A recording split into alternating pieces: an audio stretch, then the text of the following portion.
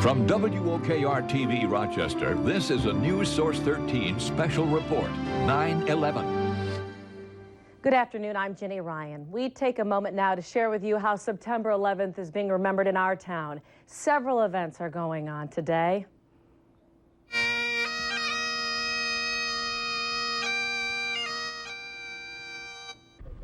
For one, Monroe County held a commemoration ceremony this morning. It was a moment to remember the firefighters and ambulance workers who died, and military personnel now fighting the war against terrorism. Rochester firefighters also gathered to remember their fallen brethren and all the September 11th victims. The collapse of each of the two towers was commemorated with the wailing of a fire engine siren. The color guard lowered the flag to half-mast as the victims were all remembered. A now famous scene has been recreated at a permanent memorial in Brockport. Painted wooden statues of 3 rescue workers raising the flag in the rubble of Ground Zero today became a gathering place for people to pray, leave flowers, and remember. The Brockport Fire Department's Honor Guard will stand by until 8 o'clock tonight at the memorial. 2 former Brockport graduates died at Ground Zero. And in Brighton, children at the French Road Elementary School marked today's tragic anniversary by helping plant some trees. 2 large maple trees were planted to symbolically represent the Twin Towers. And just a reminder, the News Source 13 Clear Channel Blood Drive runs until 7 tonight. It's at the Holidome in Henrietta. Thank you for joining us. We'll have more in the next hour. From WOKR-TV Rochester, this is a special edition of News Source 13, 9/11. Good afternoon, I'm Jenny Ryan. And I'm Don Alhard. Thanks for joining us. It is September 11th, 2002, a year after the worst terrorist attack in the United States. 3,000 people were killed. Today is a day of solemn ceremonies to remember the lives lost and honor the heroes. Our nation paused and joined together to reflect and remember. Commemorations around the nation today, including, of course, here in Rochester. Church bells rang for 5 minutes at 8:46 a.m., the time when the first plane crashed into the World Trade Center, and at 10:28 a.m., when the last tower collapsed. At Highland Park, more than a dozen people gathered in prayer. They held a moment of silence, lit candles as a symbol of hope. At the Hochstein School of Music this morning, performers and members of the audience sang Mozart's Requiem, which was written in tribute to the dead. Choirs around the world sang the same piece at the exact time the first plane hit the World Trade Center. Ceremonies in New York City as well, and we mentioned just a moment ago the president is there right now. He's arriving, and we're going to join ABC News with the president's arrival.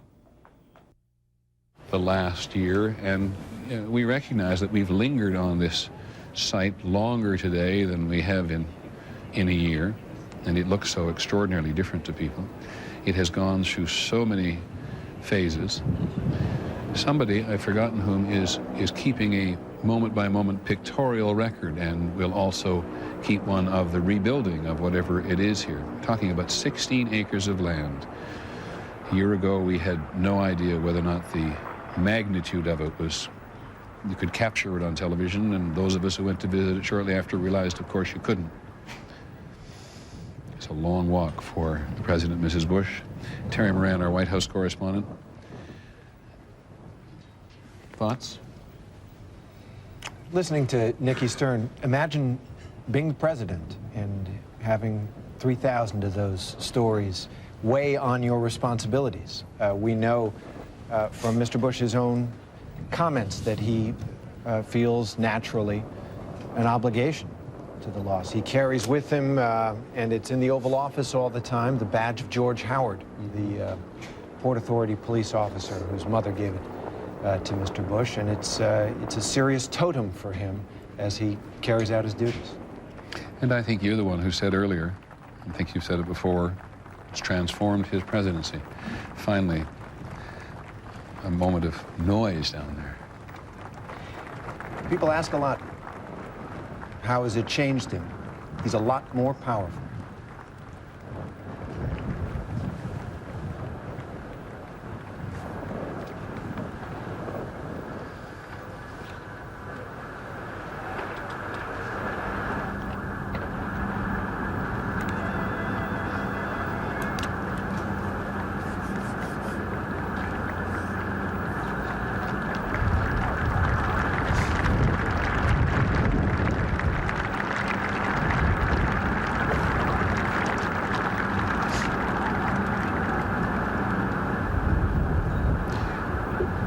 just catch a glimpse of that presidential plaque. It has the presidential seal in it.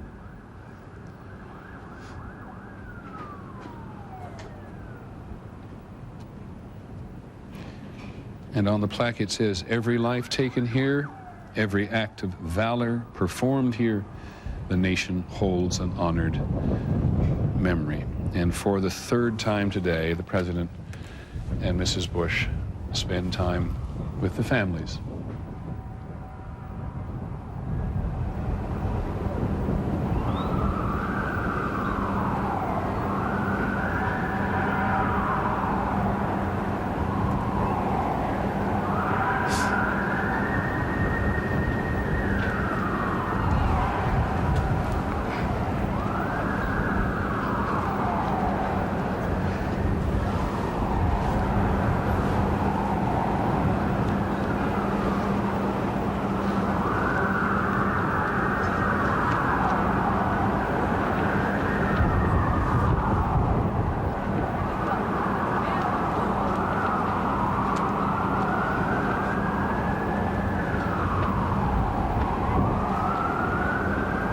Terry, I wanted to read you something, which I read in a magazine this week, preparing for this.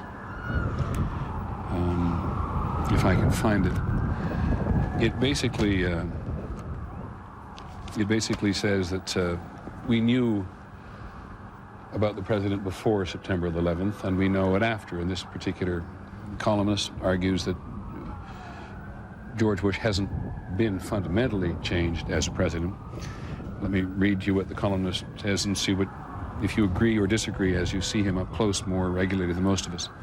Most of what he has done well, the columnist says, and done poorly over the years, could have been predicted before the Twin Towers fell. The difference is that now his strengths and his weaknesses both matter more. As written by a man named Peter Beinart in the, My old employer. That would be true of any president, but particularly with this president, whose edges in some ways are so sharp. He's a Texan. He prides himself on that, and he likes to speak as plainly and directly as possible, and fancies himself a straight shooter. So people have made the point, as Claire did, that he sees the world in black and white. He has a profound and based in his Christian faith view of the world, moral view of the world. The other thing he has, and when you've said this several times, and forgive me for interrupting, this moral view the president has of the world, I think you mean to say the president sees the world in terms of good and evil. He sure does. Them and us. Absolutely. Him and me. And is unembarrassed about that at all. Remember when he first uttered the words axis of evil, there was a great hue and cry. There he is. Sorry, just continue talking. But that's who he is. The other thing that has come through is he has what you might call a child's patriotism, and I mean that in the best sense of the word. From the first day covering him, it was clear to me that things like flags and marching bands and immigrants' tales of success, he always got choked up at those things. And that, too, played to the moment, and I think helped him connect with an America that was rediscovering those things in large part. Which is not automatically associated with a political ideology in the country at all, but is, for example, perhaps, well, that's not, it's like Ronald Reagan to some extent, it's like Bill Clinton to some extent in terms of the human emotion. It is. He is a people person, and you can see here this is one of the things he does best. It's often said he's not a great communicator. He certainly isn't a mellifluous speaker, but he is a people person and communicates in body language and with winks and hand clasps and such. And nicknames. And nicknames. An enthusiasm for people that people frankly respond to. There are people in the country, make no mistake about it, who think that he and his administration are leading the country down the wrong road in many respects, having to do in both foreign and in domestic policy. And this is not, it seems to me, the moment to have a policy debate. But you see here and we've seen it in American history since George Washington, and particularly George Washington, the power of the single man at the top of the totem pole. And I can't look at these pictures of the president working in a crowd. I mean that, again, in the best sense, without thinking of him on a rope line during his campaign for presidency. I said earlier today, he has a light touch, without thinking of Ronald Reagan comforting the astronauts' families in Houston after Challenger, and without, Bill Clinton was also a master at this, comforting the people in Oklahoma City. Mrs. Bush, I think Claire said to me today, Claire Shipman, that she thought Mrs. Bush was a little less comfortable with this. Your own experience? No question about it. She is not, by her nature, a public person. Mr. Bush, on occasion, almost publicly apologizes to her for dragging her into the limelight like this. He says, when I met her, she was a librarian who didn't much like politics or politicians, and she's doing a great job. She obviously has many duties as First Lady, but has retained, almost in her presence, a sense of privacy around her. She's raising now college-age daughters and has her own life that way. But there's no question she is his strength. I noticed this morning at that moment of silence, they seem to be clasping each other's hands with an especial emphasis. And just before it ended, she kind of stroked his hand a little bit with her thumb in a perfectly natural marital gesture, but one that really reflects their relationship. I can't get over the color of the sky today, because it's the same sky we had a year ago. Among the many books published specifically about September 11th is one done by Richard Bernstein at the New York Times, and I think he calls it Out of the Clear Blue Sky, because it was out of a clear blue sky that the country was attacked a year ago today. And this view across the Hudson River from New Jersey, where people, gathered in horror a year ago, to which 300,000 people, if I recall, somebody will have to help me on that figure, 300,000 people were evacuated on the day of September the 11th by every imaginable form, every imaginable vessel, small and large. And I know people who now go down to the water's edge on the New Jersey side, whether you're on, over on the Ellis Island side here, looking through the Statue of Liberty,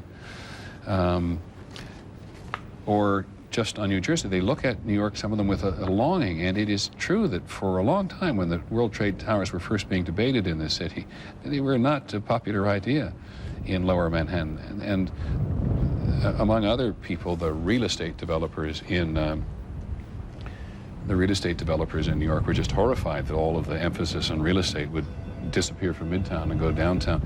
And, they became part of people's lives, and they stand now on the shore, and it's true, it's a little cold to say, but people miss the trade towers just for themselves.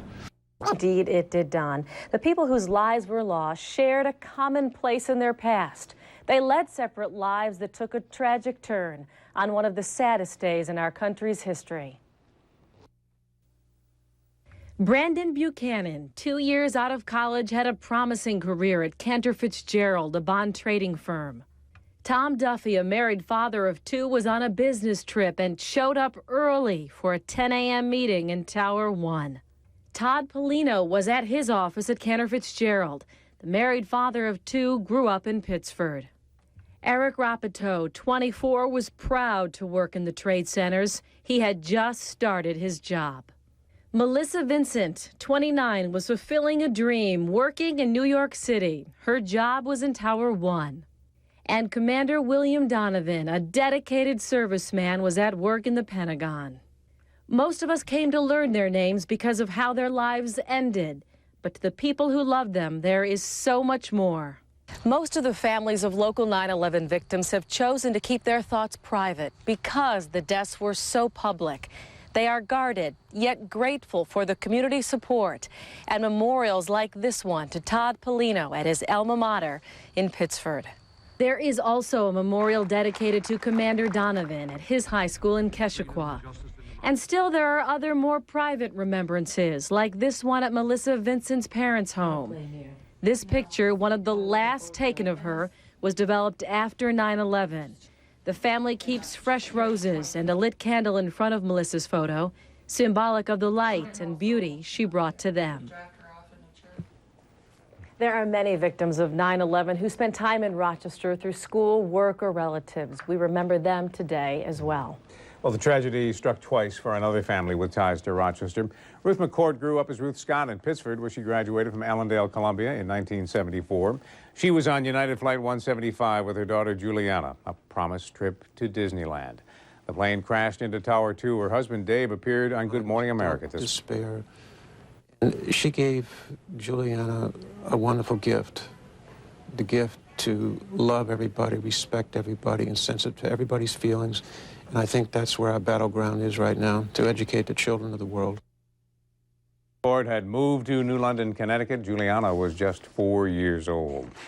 A local survivor of the World Trade attacks participated in a special service in Mumford today. Jason Reardon shared his story this afternoon at the Genesee Country Museum, where a remembrance was held at its Brooks Grove Church. The service included patriotic songs from the Genesee Harmonic Society. Reardon was at the World Trade Center on business the morning of the attacks. And today we remember what happened a year ago. None of us here will ever forget what happened. We will remember the shock, the disbelief, the horror, the heroes who showed the bravery we've come to know about over the last year, who give of themselves so selflessly, and we thank them. Reardon is now self-employed and lives in Batavia with his wife and son. And now a closer look at what September 11th, 2002 in our town looked like.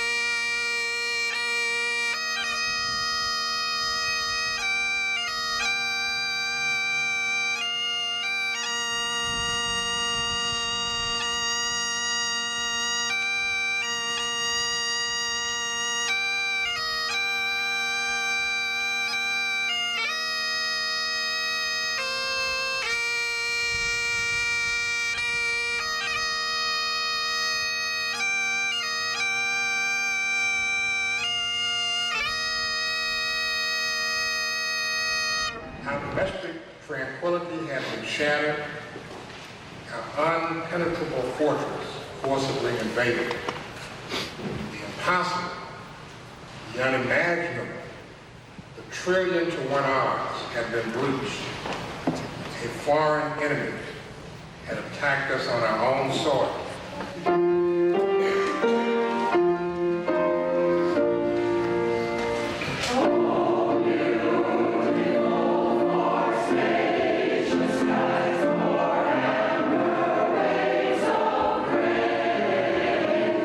And today we remember what happened a year ago. None of us here will ever forget what happened. We will remember the shock, the disbelief, the horror, the heroes.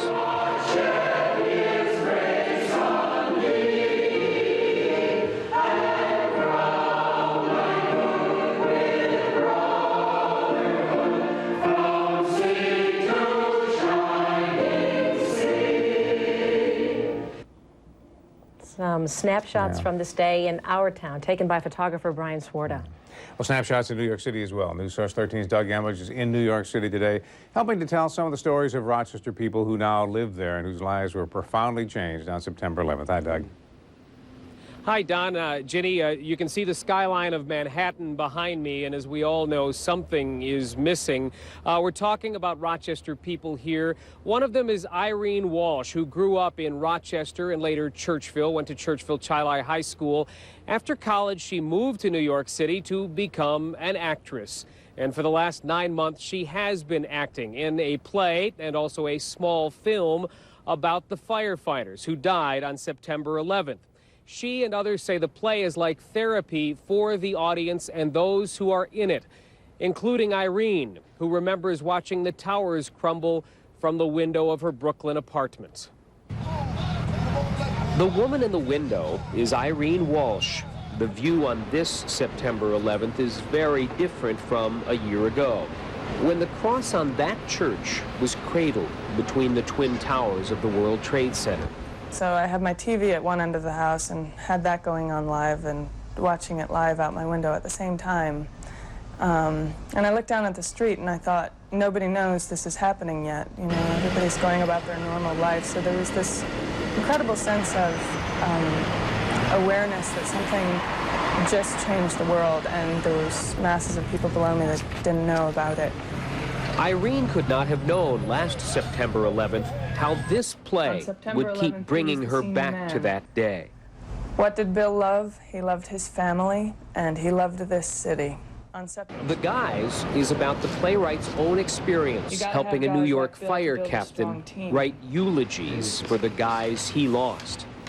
This experience that the playwright had was a way to help this fire captain get through this. And for me, to do the play and speak her words was a way to help me get through it and also help the community get through it. After understudying to Sigourney Weaver, Susan Sarandon, and others, Irene now heads to the theater each day as the regular standby for the lead role. In fact, she'll fill in for Marlo Thomas this week. For an actress who loves this city, it may be the perfect role. In a small theater just 7 blocks from Ground Zero, she helps honor those who died and those who survived by calling upon the emotions she felt staring out her window that day.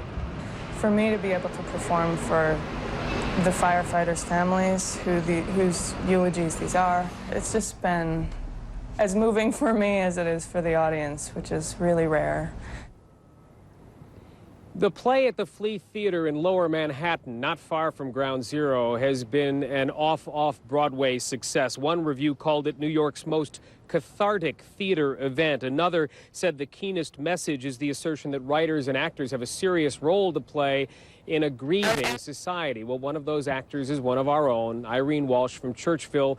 By the way, to get in for firefighters and police officers down here, there is a significant discount. It is, after all, a play for them. Don? Yeah. Doug, I ran into someone today who was on the plane with you yesterday flying to New York City and described for me kind of the emptiness of the airport and the runways. A little bit of a impression from you as to your feelings as you landed in New York yesterday and get a sense of how they're handling this. Well, landing in New York yesterday, I didn't notice anything out of ordinary at the airport except perhaps a slightly smaller crowd. But around New York City, you cannot go anywhere without reminders not only of what happened September 11th, but of the fact that there are people here from all points of the world who have come here simply for these memorial events. Everywhere in Lower Manhattan today, walking uptown, kind of the way many of the survivors did a year ago, you see people with these special ribbons on, and these were ribbons that were given actually as a security reason to identify them as survivors of people who died so they could get into the memorial service. So everywhere you walked today, you saw folks who you knew had been profoundly touched, whether they were New Yorkers or not, by September 11th. All right, Doug Embledge in New York today, and we'll check back with you a little bit later on. Monroe County as well. Everywhere you went today, you found some kind of commemoration, an official commemoration today at Monroe County. The ceremony, a moment to remember those who died, the firefighters and ambulance workers who responded, and the military personnel now fighting the war on terror.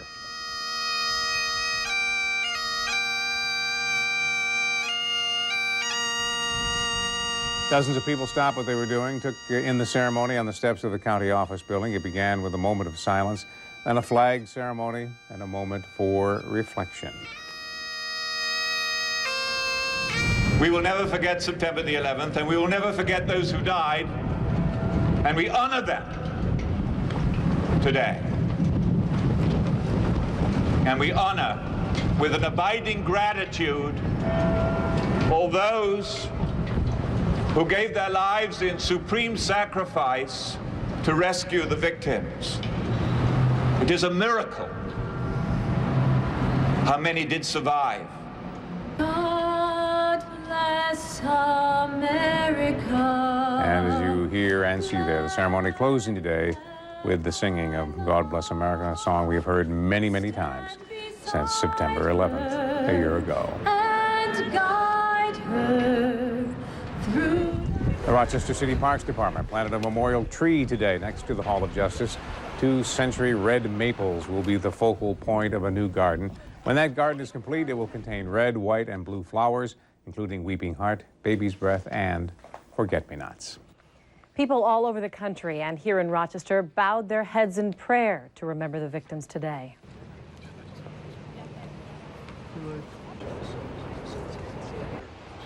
Members of the Interfaith Forum of Rochester held a prayer service at the Peace Pole in Highland Park this morning.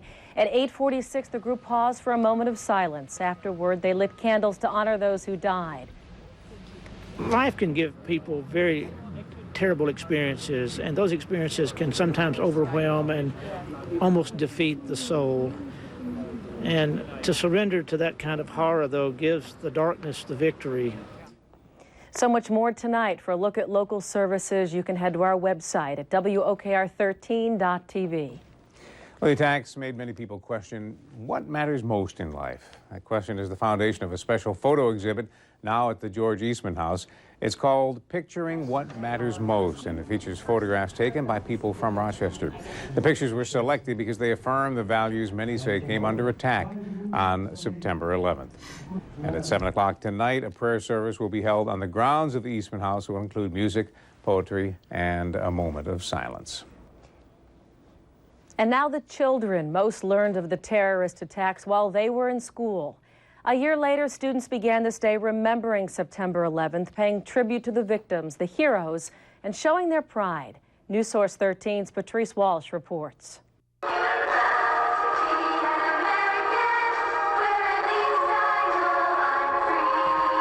Songs from the heart to show pride in our country. The release of monarch butterflies into the air, a reminder of the freedom we enjoy. A day for students to celebrate that freedom and remember. The firemen who died. People died in the Twin Towers. People died. What do you think that we need to remember today? That people crashed down in the building was dead. So we want them to remember this day. We want them to know what it means to be an American. Liam Mandrick's thoughts were on his father, a soldier in Afghanistan. He's very proud of his dad. Tiny flags fly outside Kirk Road School, a reminder of this day and what it means. I'm proud of being an American. I'm proud of our country and all the firemen and our policemen that helped. Teachers who helped explain this tragedy to students a year ago today remind them never to forget. I don't think we should forget, because we are Americans and we need to stand behind our country no matter what happens to us. We'll persevere because this is what America's all about. We're free. We will never forget September 11th. Patrice Walsh, WOKR, News Source 13. Many schools mark the anniversary with ceremonies during the day and at sporting events later this afternoon. Rochester firefighters gathered this morning to remember their fallen brothers in New York City and all the victims of September 11th. News Source 13's Peter Robbins joins us now from Monroe Avenue with more on that. Peter? Yeah, Don, we're here at a fire station on Monroe Avenue. This is the home of Quint 9 and Midi 9, two trucks in the Rochester Fire Department's fleet.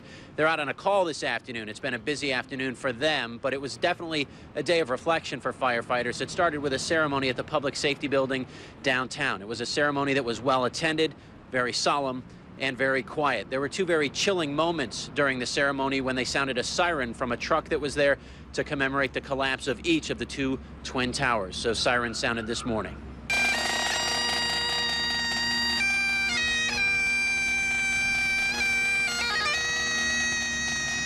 Amazing Grace, of course, played during the ceremony, and the flag was lowered to half-mast as the victims were remembered. Among those who were there, Nora Coco, who lost her brother in the Trade Center collapse. He was a lieutenant with the New York City Fire Department, and she believes that he died trying to save others. Nora said this first anniversary has brought back all of the emotion of last year. It's been difficult for her, but she said the large turnout this morning was definitely helpful for her.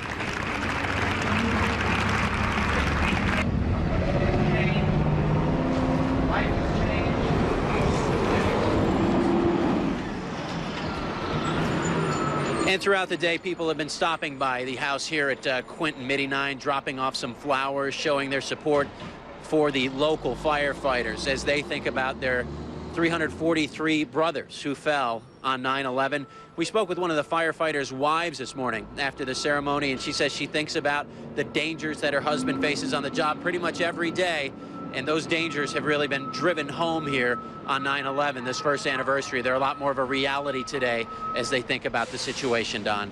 All right.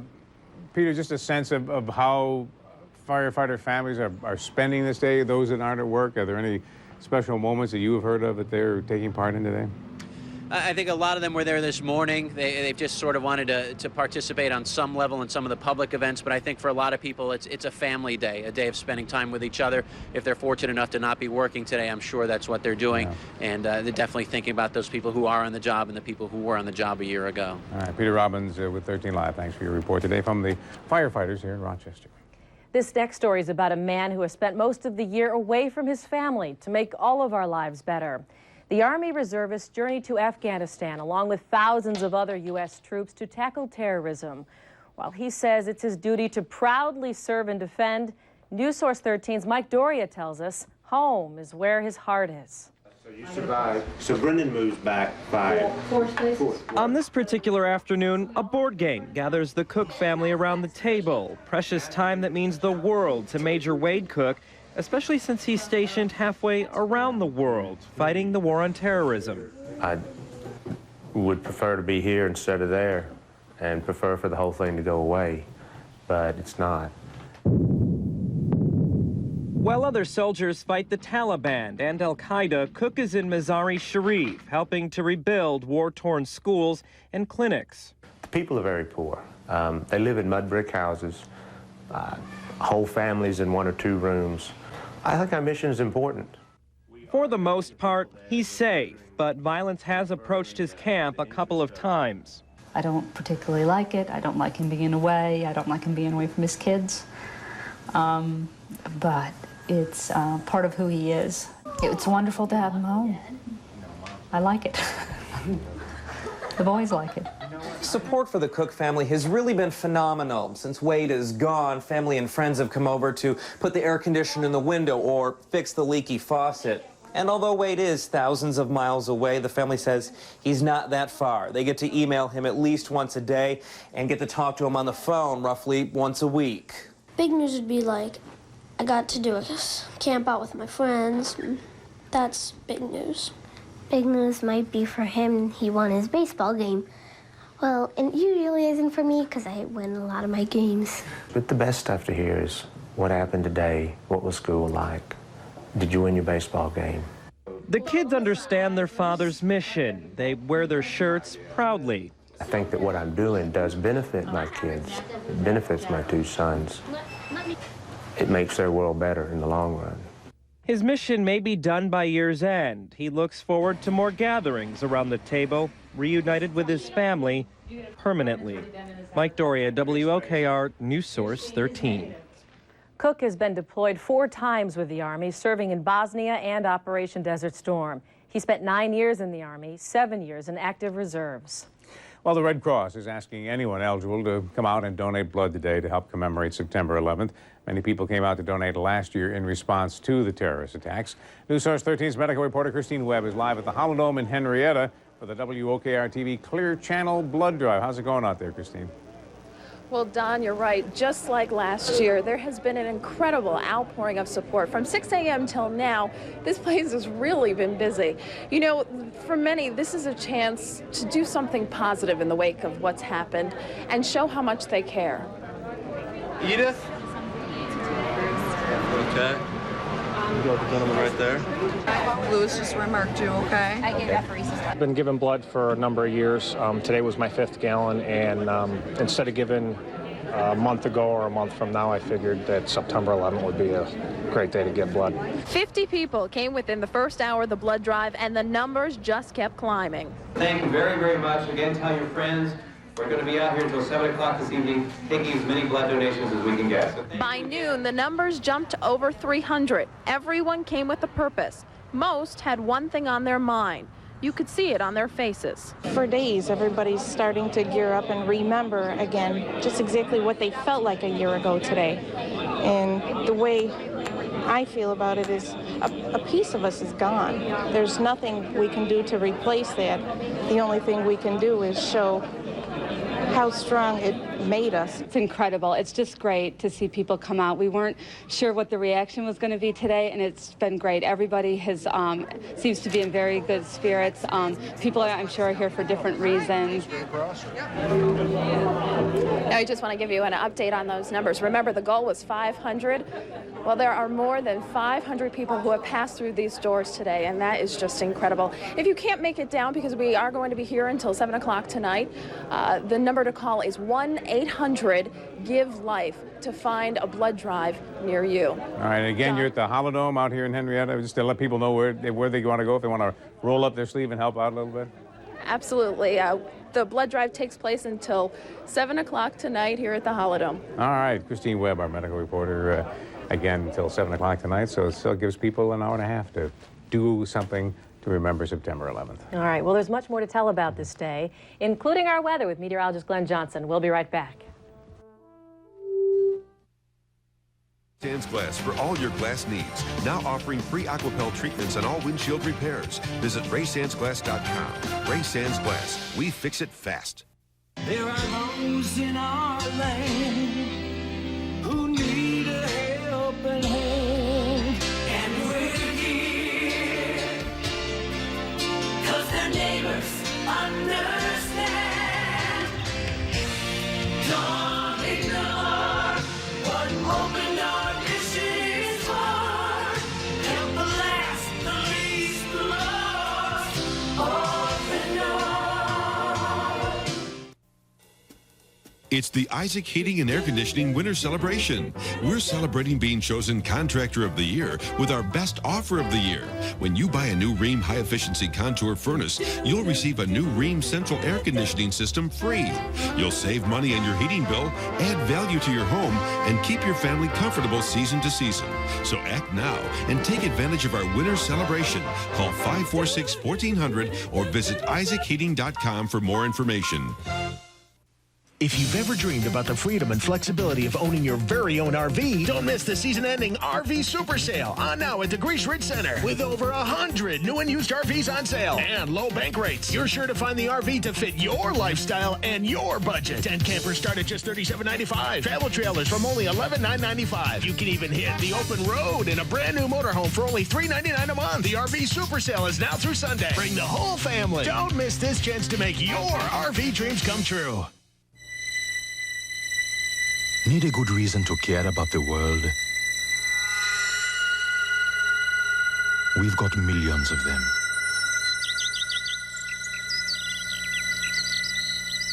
Care. How many lives can you change today? We're back. Our special broadcast continues, and most of us woke up to a quite different morning than we have for quite a few days around here. Like change of seasons in one day. It really was, and the temperature has dropped by some 25 degrees or so compared to what we had yesterday, so we knew this was going to happen, and actually the temperature is now just getting back down to where it should be for this time of the year. So if you're heading out to ceremonies or services this evening, the temperature is going to be dropping very quickly. The winds are going to die down, but the temperature is going to drop, and you can see it on our weather forecast here. Still some patchy clouds around, but we think skies will start to clear later tonight, and as we mentioned, the winds are going to diminish also. Look at the temperature there. Some spots, especially south of the Thruway, may get down to about 49 or 48 degrees, and well, this is some of the coolest weather we have had so far this season. Let's take a look at our northeast view here. Not much going on out to the west. Remember Gustav, the tropical storm, now a hurricane as it quickly moves up the New England coast. They had lots of windy conditions down around New York City, so that storm system now exiting. And gradually, as high pressure builds in from the west here, these are isobars, and as this begins to relax, this pressure gradient relaxes, our winds will diminish. That's also going to allow our temperature to drop off as we go through the evening. Here's a look at the latest readings. All that heat and humidity we had yesterday is now pushed well to the south. And look at the 24-hour temperature change across the northeast. The temperature has dropped some 22 degrees compared to what we had this time yesterday. Out of the airport now, we just have partly cloudy skies, 68 degrees. We got up to 70, I think, was our high temperature. The breeze still rather busy out of the northwest at about 20 miles per hour. So here's a look at the national view. There is Hurricane Gustav. Winds now up to 90 miles per hour. This is actually the first hurricane of the season, but it is exiting and really shouldn't have much of an effect with the exception of the Canadian Maritime. And we're looking to the west and watching this area of high pressure as it gradually begins to move into the Great Lakes. So what do you think is coming our way? Dry weather. We didn't get much rain last night, as we know. And watch as this high pressure system begins to build in heading into Thursday. I think we're going to find a fair amount of sunshine tomorrow. The winds will diminish quite a bit, as we mentioned. Heading into Friday, gradually we start to warm things up as this high pressure begins to move off the East Coast. We start to find a return flow, southerly breeze. And there go the temperatures once again. So comfortable tomorrow. We're in the low 70s. We should be in the upper 70s by Friday. And by Saturday, I think we're up around 80 degrees or so before the next front begins to head our way. So let's sum it up. Our weather forecast for tonight, the winds gradually diminishing. Still some patchy clouds, but skies will clear later tonight. And if you are heading out, grab the jacket, grab the sweater, because we're going to be dropping into the 50s. Some spots are going to get down into the upper 40s, at least by morning. Heading into tomorrow, I think we're looking at a pretty good day. Partly to mostly sunny skies. The high temperature is going to be up around 73 degrees. Notice it's not going to be nearly as windy as it was today. The outlook, let's take into Friday. Noticeably warmer. We're back into the upper 70s, but plenty of sunshine. We need the rain, but there's not much there. We think by Sunday, a couple of thunder showers coming our way, and then cooler weather again by Monday. So these are the kind of temperatures that we should be getting. Yeah, I didn't pay attention to everything, but we got a little bit of rain. On the way home last night, I know it was coming down pretty good. A couple of flashes of lightning, a couple of loud thunder claps. Woke up my kids last night, but but not a lot of rain. Yeah, not enough to you. Okay, thanks, Glenn. Check back with you later. Well, many volunteers from our area helped out in New York City in the days following 9/11, and many are back again today. For their stories, we go back to News Source 13's Doug Embledge, who has spent the last couple of days in New York City. Doug? Jenny, among the people here is a group of people who were here in the days after September 11th, and they have returned now to do the same kind of work they did then. These volunteers and employees from the Red Cross are helping some people cope with familiar feelings and emotions at the memorial services around the city today. One of the questions, or one of the issues that have come up by many people is, why do I feel almost like I did on September 11th, 2001? And from a mental health perspective, that's normal in the sense that we find that many people can be re-experiencing some of the same feelings and thoughts they had in those moments or days after the tragedy. Coming up on News Source 13 at 6, the story of Sarah Mulligan. We spent part of the last 2 days with Sarah, a Chile native who lost her husband in the Twin Towers. They'd only been married for 4 months. And now, take a look at the shot we can show you of Lower Manhattan and the tattered flag that remains at Ground Zero. It was intact when the day began, but it has been a windy day in New York City, and now that flag has been torn, and I have a hunch, knowing what I have learned about the people who work at Ground Zero, that flag will be either repaired or replaced very soon. We'll have more from New York later on. Don and Ginny. All right, thank you, Doug. Thank you, Doug. They talked about stirring up those feelings from a year ago, and I felt like that today as I watched some of the coverage, the same feelings I had a year ago. I think a lot of people are caught up in it again, but thank goodness this year nothing has happened. So we just look back. And we'll look ahead to some more in just a moment.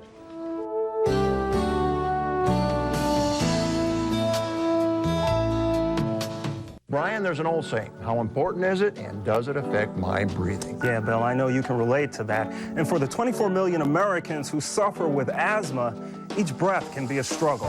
Join us for the Blow the Whistle on Asthma Walkathon Sunday, September 29th at Genesee Valley Park. When you participate in the walkathon, or if you sponsor someone, you'll help fund research and treatment programs for this debilitating disease. Because when you can't breathe, nothing else matters. There's a little something for everyone in our thrift stores, more than you can imagine, and your purchases help to benefit those who need it most, like the thousands of men and women who turn to the Salvation Army's Adult Rehabilitation Center each year looking to better their lives. Your support is the light and hope that they need to shine. Visit a thrift store today and help us to help others. With the Salvation Army, everybody wins. If you've ever dreamed about the freedom and flexibility of owning your very own RV, don't miss the season-ending RV Super Sale on now at the Greece Ridge Center. With over 100 new and used RVs on sale and low bank rates, you're sure to find the RV to fit your lifestyle and your budget. Tent campers start at just $37.95. Travel trailers from only $11,995. You can even hit the open road in a brand new motorhome for only $399 a month. The RV Super Sale is now through Sunday. Bring the whole family. Don't miss this chance to make your RV dreams come true.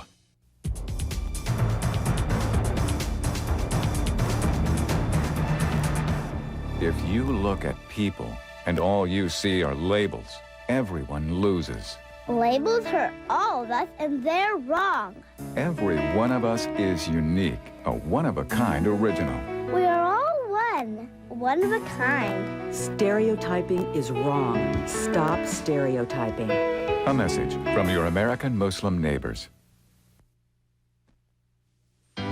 From WOKR-TV Rochester, this is a special edition of News Source 13, 9/11. The U.S. shares a 3,000-mile border with Canada. The terrorist attacks brought a call for tighter security, which many say continues to be a work in progress. U.S. Customs uses specially trained dogs and high-tech x-rays to search the contents of vehicles crossing at the Peace Bridge. In Canada, a small camera reads the license plate of every car, and they will detain anyone that comes back with a criminal record. There are still concerns about more rural sites. Federal money has been approved for new technology, but it has been yet to be put in place in many areas. Well, round-the-clock patrols of local waterways, that has been the practice for the U.S. Coast Guard here in Rochester since September 11th. With twice the workload and just enough staff to get it done, it has been a tiring assignment for Guard members. But as News Source 13's Krista Miranda tells us, things are changing. Are you from around here? Do you speak English? Do you speak English? For the U.S. Coast Guard, training is a regular occurrence, but since the terrorist attacks, there are new things to think about. You could have holstered your weapon, you could have took out your spray, and you could have just hosed them down. 1 year ago, Coast Guard Station Rochester was in lockdown mode. Being a military installation, we had to lock the gates, have armed people outside 24 hours a day, making sure nobody tried to breach the security of the station. Incoming cars were searched, fishermen lost access to the pier, waterboarders were patrolled day and night, and boats were kept half a mile from the Ginna nuclear power plant. I had a crew of 26 people to do it all.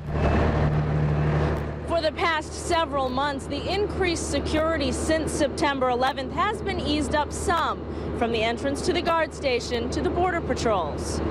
Now, cars and fishermen can enter freely. Boats still patrol the borders, but not as often. And the half-mile security zone still stands at Ginna, but it is enforced differently. Now, if a boat shows up in the security zone up there, Ginna tries to hail them with a bullhorn or call them on the radio. If the boat doesn't respond, they call down here and we scramble the boat up to remove the boat.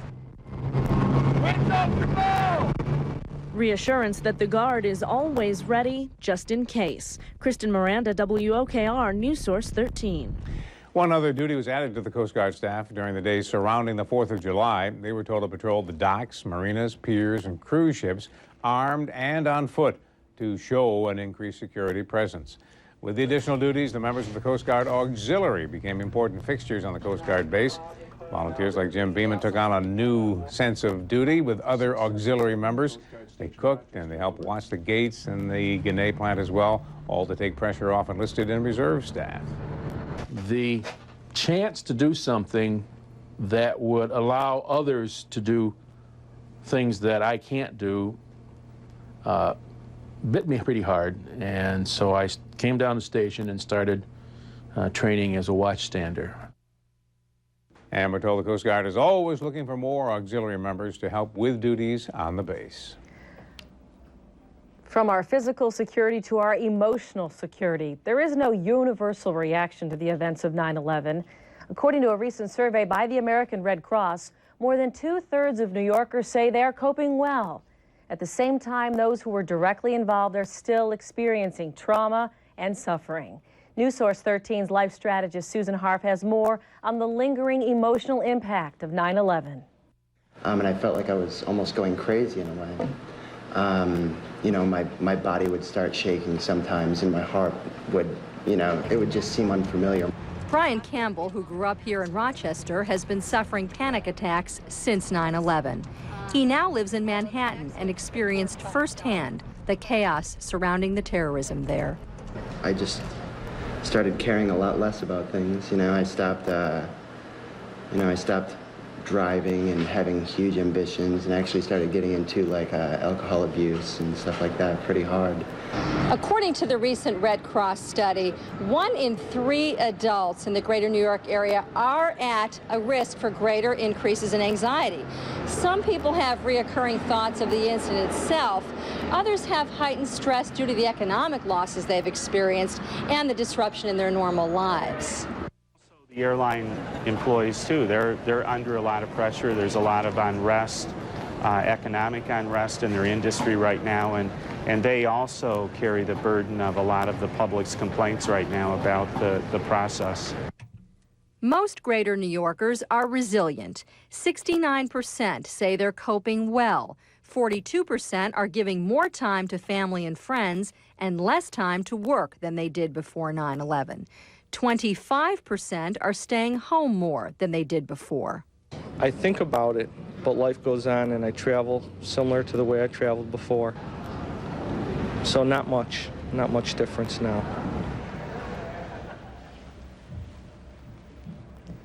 One in 3 adults report that they are spending more time evaluating their lives and priorities. There's no appropriate or inappropriate emotional response to 9/11, but perhaps what is universal is the opportunity that we all have to take a look at not only what we really want to be doing with our lives, but how we want to approach what we do. I was thinking so often when something happens in our own life, we end up saying, no, I'm going to take each day at a time and appreciate it more. Here's a chance, sadly, at the expense of other people, but a chance to say, this puts life into perspective for all of us. It really does, Don, and this is an opportunity then to be less critical, less demanding. I hear too often people talk about their expectations of others. We need to instead think about what we need to be doing for the right reasons. All right. Thank you, Susan, for your advice. We're going to take another moment to remember the people whose lives were lost, the victims of 9/11 with Rochester ties.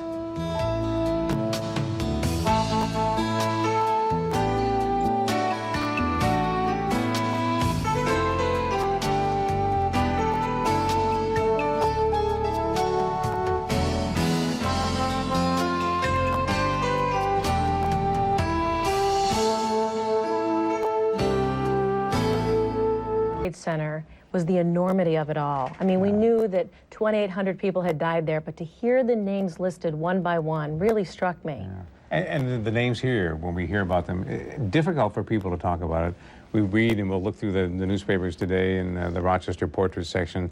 People were able to talk about it, but to sit down, as you found out, and face a camera and talk about it, very painful for people to do. It was one thing to sit down in person to talk about it, but to bring the camera there, because they have lived everything so publicly for the last 12 months. As one dad said to me, we never walked away from it. We could turn on the radio, the TV, meet someone in the store, and it would always be there for us. So they need to have some privacy, and some were going to get away from the TV altogether today. Others who had not been to New York City since 9/11 decided to go there, said they had to be there to represent their loved one. I think I remember, too, the advice of the First Lady, Laura Bush, saying for children, maybe spend some time away from the TV today. It might be a little tough for them to look. I'm looking back through some of these headlines from a year ago. Remember that. We look at some of the pictures that we looked at and you kind of shied away from. We really haven't seen this kind of coverage because all of us kind of settled back into a different kind of mode, and looking as perhaps the one you're holding meaning the most here. The healing has begun. And in many ways, the healing is still taking part. And as I talk to the victims' families,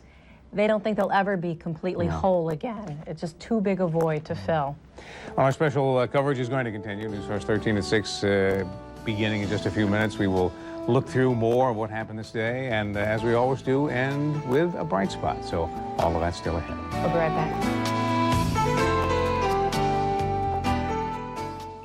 If you've ever dreamed about the freedom and flexibility of owning your very own RV, don't miss the season-ending RV Super Sale on now at the Grease Ridge Center. With over 100 new and used RVs on sale and low bank rates, you're sure to find the RV to fit your lifestyle and your budget. 10 campers start at just $37.95. Travel trailers from only $11,995. You can even hit the open road in a brand new motorhome for only $399 a month. The RV Super Sale is now through Sunday. Bring the whole family. Don't miss this chance to make your RV dreams come true. This little light of mine, I'm gonna let it shine. This little light of mine, I'm gonna let it shine. This little light of mine, I'm gonna let it shine, let it shine, let it shine, let it shine. In these turbulent times, let us not erode our liberties, for they make America a beacon of hope for all to see. Let it shine.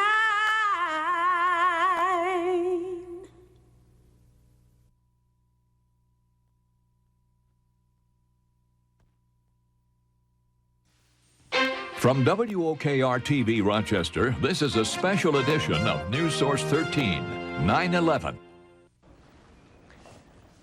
Good evening, I'm Don Elhart. And I'm Ginny Ryan. It has been a day to remember, a day we will never forget. On this September 11th, 1 year later, there were many remembrances in Rochester, many planned, others spontaneous.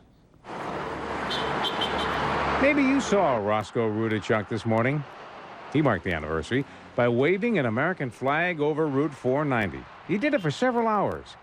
The reason why? If you ask him, I love my country.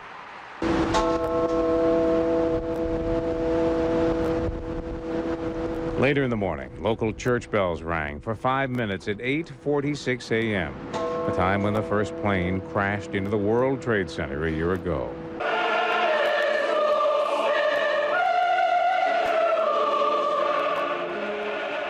At the Hochstein School of Music, more than 300 singers from 25 choruses sang in a worldwide performance of Mozart's Requiem. All of this to honor and remember the victims of September 11th. And perhaps to many of us, the one musical symbol that came from within that day. Students sharing what you and I have felt ever since.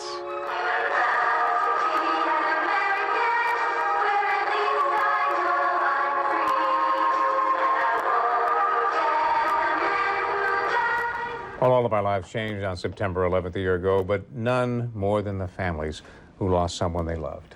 And over the last few weeks, we spoke to 5 families without our cameras. Because their loved ones' deaths were so public, the families have sought privacy. Here's some of what 2 families shared with us. In the last known photo taken of Melissa Vincent, you can see her happiness. 29 years old, she was living her dream, making it in the big city. When September 11th hit, Melissa's dad, Dave, made his way to Manhattan in search of her. Please take a picture. Please focus on the picture. Melissa's family misses her more than they can or want to say. A look inside their home is a glimpse at their grief. Lit candles and flowers flank framed photos of the daughter and sister missed so much. Melissa worked just 3 floors below Brandon Buchanan, another area native. The McQuaid grad was in his office at Cantor Fitzgerald when the first plane hit. Like Melissa, Brandon is the oldest child, close with his family, a son his parents are very proud of. His death has left a void in his family's home and heart. Both families were invited to 9/11 ceremonies today. The Buchanans are there to represent Brandon. But Dave Vincent, who went to New York right after the 11th, and his family are away, alone, with the memory of Melissa close by. And we also remember Tom Duffy from Pittsford, Todd Polino, a Pittsford native. Also remembered today, Commander William Donovan from Nunday, killed at the Pentagon. Eric Rapito, a graduate of the Harley School, and Debbie Ramsour, a graduate of Fairport High School, working at the Pentagon, September 11th. Many of the victims' relatives are in New York City and Washington for ceremonies today. Others said simply it was just too painful, Don, to be there. Well, for one Chile couple, it was their son-in-law who died that day, and they are in New York City to help their daughter get through the anniversary. News Source 13's Doug Embledge, also in New York City, joining us now from just across the shore with the skyline behind you right now that has become so familiar and so changed. So changed is right, Don, and as you can see, any New Yorker knows, and just about anybody knows, that something is missing from the Manhattan skyline. Well, for Sarah Mulligan, it is someone who is missing. She is a Chile native, Aquinas class of 1994, and after college, she moved to New York. She met a wonderful guy and fell in love.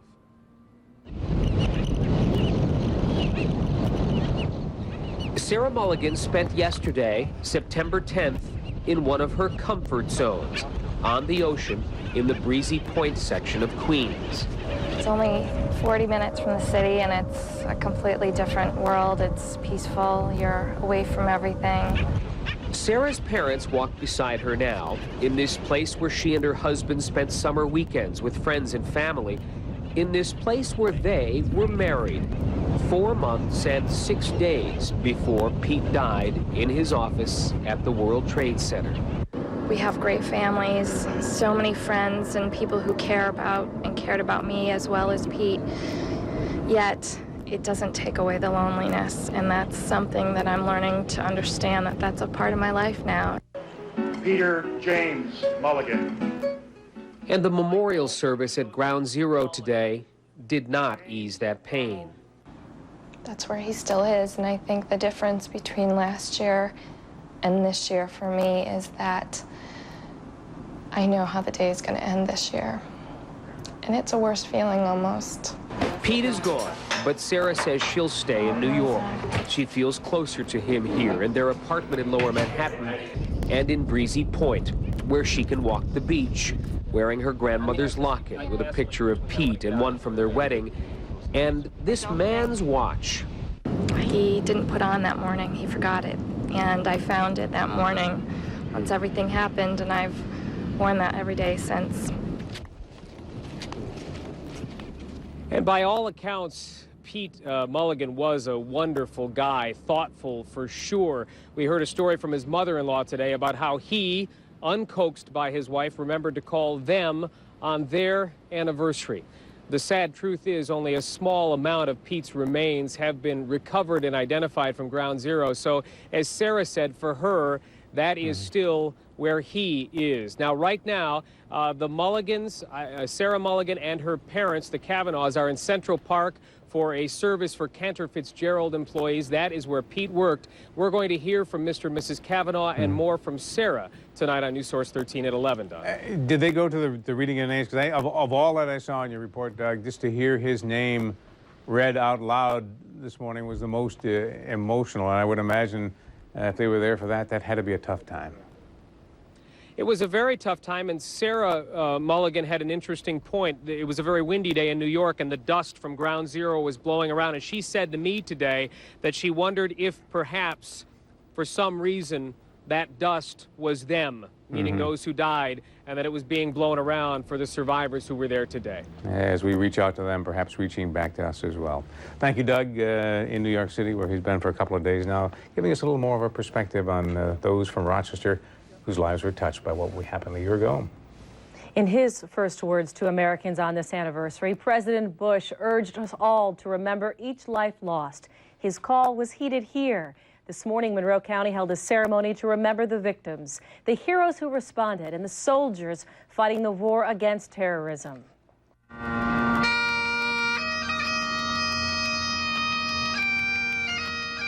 Dozens of people stopped what they were doing to watch the ceremony on the steps of the county office building.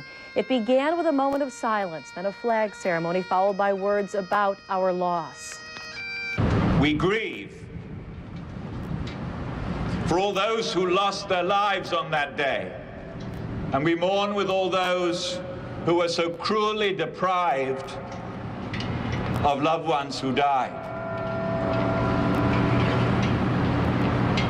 We pray for them today, exactly 12 months later. This morning at the county office building, within the hour, hundreds of people will gather at the George Eastman House to remember every victim of September 11th. News Source 13's Kristen Miranda is there and joins us now with more on that. Kristen? Ginny, provided the wind cooperates with us and calms down a little bit, it's going to be quite an amazing sight here at the Eastman House. The ceremony starts at 7. It will be held on the east lawn of the Eastman House. If you are on East Avenue facing the Eastman House, it is the lawn to the right of the front doors. It is a candlelight vigil and an interfaith remembrance service open to the public. The theme of the event is light. The Eastman House volunteers working right now preparing to hand out more than 3,000 candles. Each person who comes to the Eastman House tonight will receive a candle. Attached is a brief biography of one of the 3,000 victims of the terrorist attacks. Organizers say they want the people in Rochester to have a personal connection with those who died. Puts just a different personal touch on everybody who died. The number is so massive that connecting with one person and one individual and their story or who they are just makes it a moment more real, maybe. After the service, those here will be encouraged to go inside the Eastman House to see the newest photography exhibit. It's called Picturing What Matters. You saw some of it there just a few seconds ago. 1,500 photos were donated by people in the community. The pictures show what matters most to them in the wake of the attacks. Now, they're not sure how many people are going to be here tonight, but organizers saying they do have 3,000 candles, more than 3,000 candles, so they're hoping at least one member from the community can hold each candle representing a different victim of the attacks. What an enormous undertaking to give it such a personal touch. They've been working on it since summer. They said that was what they wanted to do to make sure every victim was represented here in Rochester. We're looking forward to seeing the pictures. Thank you. It's going to be beautiful. Kristen Miranda reporting live. We'll have more on that coming up at 11. Well, many people did not go to Rochester's airport today. For weeks, the airline industry has been claiming September 11th would be business as usual, but obviously that is not the case. Most ticket counters were without lines today. Most airlines say business was slow to decent. Some reported a few full flights, but not many. Some people who did fly admit others may have been scared off by the high alert that was issued yesterday by our federal government when we went to Code Orange. I think a lot of people not only have just even perhaps a residue of fear, but also out of respect. I really do think a lot of people are using today as a day of memorial, and there's nothing wrong with that. You know, it's a solemn day, but I think it'll be all right, and I hope so. But just with any other day, I hope that everything goes all right. I think we've done things we should have done now in this country to make it safer. Well, flying has changed in so many ways since the attacks. Long security lines, manual luggage searches, and high-tech x-ray machines are just some of the things you may encounter before you ever set foot on a flight. News Source 13's Brian Washington joining us now from Rochester's airport with more on the new age of security if we want to fly. Yeah, it is a new age of security here at the airports, Don. After 9/11, the big question everyone had was whether or not it was safe to fly. Well, if you talk to airport officials here, they say it's always been safe to fly, but there have been some changes since 9/11. One of them is that the federal government is definitely more involved in airport security, and as a result, you see a lot of new security procedures being implemented at airports across the country, including here at Rochester's airport. As a matter of fact, one of them involves a new screening process that many say has a nose for finding trouble. Out on the airport tarmac, the planes are loud, and on a hot day, you can see the heat rising from the ground. And if you're lucky, you may also get a glimpse of one of the airport's newest weapons in fighting terrorism. Good boy. His name is Ricky, and deep in the baggage department, you can usually find him doing his job, sniffing bags for explosives. You can just have the dog smell pretty much each corner of the bag as best you can, and he would alert on it if there was any explosives. If Ricky actually finds something here, he isn't going to bark or paw at it. Instead, he'll just sit. If it is potentially an explosive, you don't want the dog to bark, scratch, or bite at it. Upstairs, Ricky almost commands your attention, and in a few short months has developed quite the following. What a good boy you were, sweetheart. I think that whatever means are available, I think they should use them, and I think it's a good show. Some of the airport's other security measures include makeshift booths where airline employees manually go through your bags. And despite federal delays, eventually the airport is expected to get X-ray machines for screening checked bags. Right now, as you travel around the country, you go to the larger airports, the machines are already in place. It's only a matter of time before we're going to have a system set up here in Rochester. But for now, many of the bags are checked by Ricky. Did you know what he was doing? Yeah, because I saw him sniffing the bags back there. I thought that maybe he was looking for something. After working several flights, Ricky is yet to sit. And as I said earlier, that's a good thing. Perhaps the only time when sitting down on the job isn't viewed as lazy, but dangerous. Now, we should tell you that Ricky is not the only canine working the beat here at the airport. Airport officials say they've worked out a deal with the Monroe County Sheriff's Department as well as the Rochester Police Department to borrow dogs from the canine unit for patrol here at the airport when Ricky is not available, Don. I'm not sure if Ricky's in the deputies union or not, but he may be asking for overtime, judging from the way he's working there. I tell you what, he was working some flights back to back on the day that we saw him. And like I said, he is pretty thorough too, Don. One thing that comes to mind, I think all of us who have flown in any way over the last few months, we complain about the long lines, but if something is found, even in our own luggage, that we didn't know was there, we kind of turn that anger into gratefulness because we are glad they're doing the job out there. Attitudes, I think, are changing. Yeah, exactly. I talked to Terry Slaybaugh, the airport manager, about that as well. He said people don't seem to mind the extra security precautions that they're taking here at the airport, even though it may mean more time added on to your check-in. As long as it's safe, that's the bottom line, Don. All right, Brian Washington with 13 Live out at the airport tonight. New security measures across America were necessary, of course, after 9/11, but who could have ever imagined those terrorist attacks actually happening? News Source 13's Jane Plass takes us back to those first hours when it was unclear whether Rochester might be in danger. At first, all we could do is watch. In health clubs at home, at the airport, people were drawn in disbelief to the horror. It's a pure act of terror. It's very frightening. And they believe a 767 was flown into the World Trade Center. So everybody on the plane just gasped and tried to catch their breath. At Rochester's Federal Building, children were evacuated from the on-site daycare, stunned employees told to go home. But I think in the interest of your safety, I've made a determination after consultation that it's best that we close the Federal Building today. We have closed all of the county office buildings, the courthouse. Monroe County quickly activated its Emergency Operations Center. A call went out to off-duty police officers. We have brought in all non-uniformed police officers. We are just, as a precaution, putting everybody in uniform, deploying them. City Hall did remain open, but police searched the belongings of anyone who entered. The airport terminal is now closed. With all planes ordered grounded, the Greater Rochester International Airport locked its doors. The first time anyone can remember. I'm just scared for my children and family and people in general around the world. It's just petrifying. Yet with the shock came an aching need to do something. People lined up outside the Red Cross to donate blood. When New York City called for cots and blankets for rescuers, we heard and sent 3 truckloads.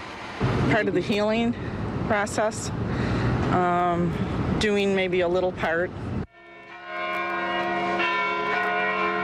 Together, we found ways to express our sadness and our pride, our anger and our hope. Jane Flash, WOKR News Source 13. Speaking of hope, we move on to someone else. They, the ones that brought joy on a day filled with horror, sadness, and death. They are the babies born on 9/11. And they will share their birthday with the world because this date is now a part of history. News Source 13's Patrice Walsh takes a look at the blessings born on September 11th. These have your medical Michael Fowler made his footprint on the world 9 days early. Weighing 8 pounds, 2 ounces, Michael arrived just after the second tower crumbled to the ground. I couldn't believe this was happening. This is the day of my son's birth. It just was unreal to me. It was absolutely unreal. A year later, Michael is learning to walk and is hanging out with his older brother, Nicholas. His birthday will always be a special day for Michael and his family. In a few years, he'll realize the significance this day holds for the entire country. My thought was, God found a way of blessing us on a day where these horrific events had occurred. Diana Fowler will never forget September 11th, 2001. She almost didn't make it to the hospital on time. Her husband, Mark, met her there just as the first plane crashed into the Twin Towers. The hospital had gone on a state of alert. They had canceled all elective surgeries, and there was just a buzz around. I think they were getting prepared because at the time, nobody knew how big it was. But when the baby was born, the happiness that was there was almost a numbing effect from the standpoint of very happy, the joyous of a second son. And it was just amazing how during the 2.5 hours of my labor and delivery, during that period, this massive devastation had occurred. Around the same time Michael Fowler was born, obstetrician Dr. David Gandel was in surgery with a patient who miscarried her baby. I was going back and forth with my patient, letting her know, and her husband, what was going on as well, and it gave a different perspective to her loss and her personal tragedy in the context of what was then emerging. I have a number of flight attendants who are patients of mine who work for American Airlines, and they lost some of their friends. So the impact on my patients was very intense. Many of us experienced intense feelings of sadness and fear on September 11th. But for the parents of 33 babies born in Monroe County that day, there was also a sense of joy. They considered their babies a blessing, born to restore hope on a dark day. Patrice Walsh, WOKR, News Source 13. Happy birthday to all of them. And now a reminder how you can help give the gift of life. News Source 13 and the Clear Channel affiliates are asking you to come out and donate blood today to help commemorate September 11th. You may remember many came out to donate last year in response to the terrorist attacks. They're hoping people do the same again this year. The blood drive is open until 7 tonight at the Holodome in Henrietta. All right. And after 9/11, the world of sports stepped aside as the country mourned. When we come back, Tracy Bush will tell us how that day affected some of the toughest guys in the NFL. There's a little something for everyone in our thrift stores, more than you can imagine, and your purchases help to benefit those who need it most, like the thousands of men and women who turn to the Salvation Army's Adult Rehabilitation Center each year looking to better their lives. Your support is the light and hope that they need to shine. Visit a thrift store today and help us to help others. With the Salvation Army, everybody wins. I am an American. I am an American. I am an American. I am an American. I am An American. I am an American. I am American. I am an American. I'm an American. I'm an American. I am American. I am an American. I'm an American. I am an American. I am an American. Anybody home? Catherine, what a surprise. To what do I owe the honor? Well, Barbara Gale and I are planning an afternoon at the museum, and we wondered if you'd like to join us. What a coincidence. I was just reading about their exhibit on French Impressionism. Like many seniors, you're more active than ever. And if you act now, you can take advantage of Cloverwood's special pre-construction pricing. Call Cloverwood today to schedule your tour and learn more about this limited time offer.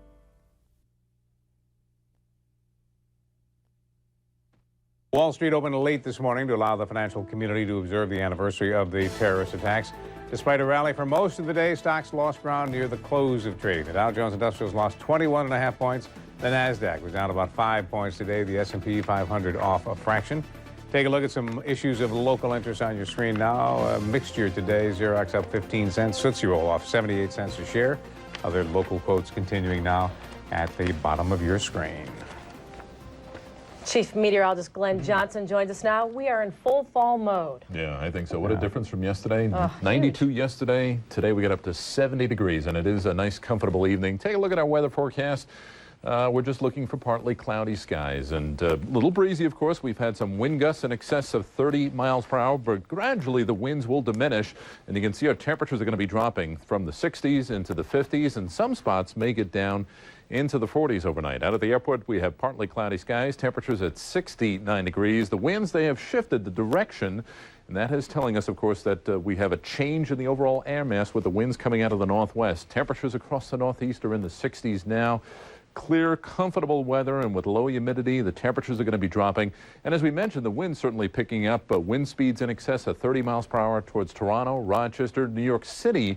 You can see the winds blowing around at ground zero there. They still have winds in excess of 45 miles per hour, but gradually the winds will diminish. Now, the reason why we had the winds, or at least part of the reason, is that we had a tropical storm that turned into a hurricane. This was Tropical Storm Gustav, now a hurricane, winds at 90 miles per hour, but it is gradually moving into northern New England. As high pressure builds in later tonight and into tomorrow, the winds will start to drop off. So let's show you the forecast map as we go through this evening. I think skies will clear off later tonight, but again, temperatures dropping into the lower 40s, or I should say upper 40s. Once we get into Thursday, more sunshine. We get into Friday, I think we're talking about more dry weather, more sunshine.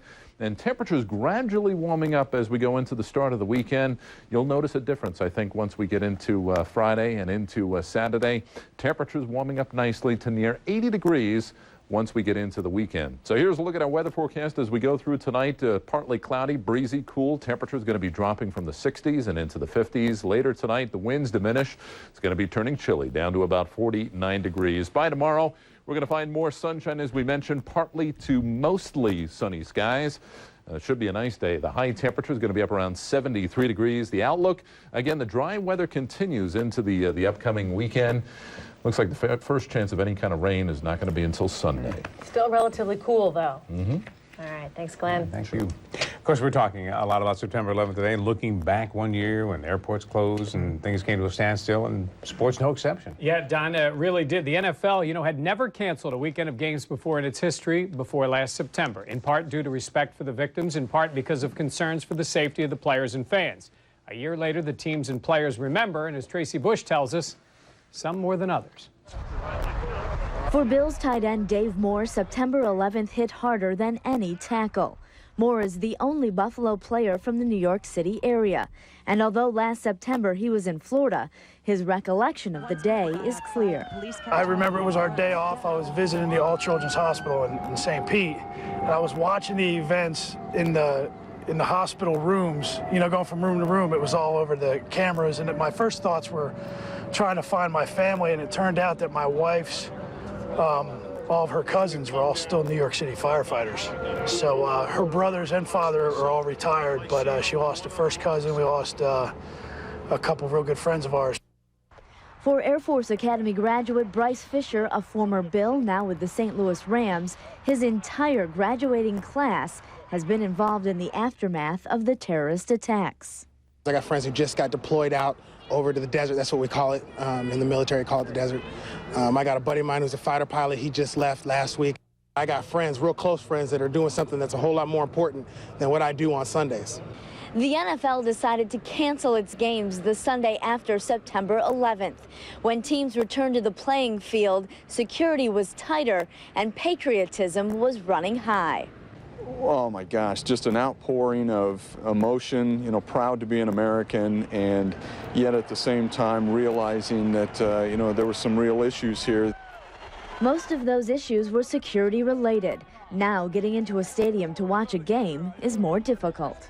And I think that's good, because right now, if we can't be safe on a Sunday afternoon watching, a bunch of grown men run into each other, I don't know where we can be safe. And now at a game, what used to be ceremonial brings real meaning.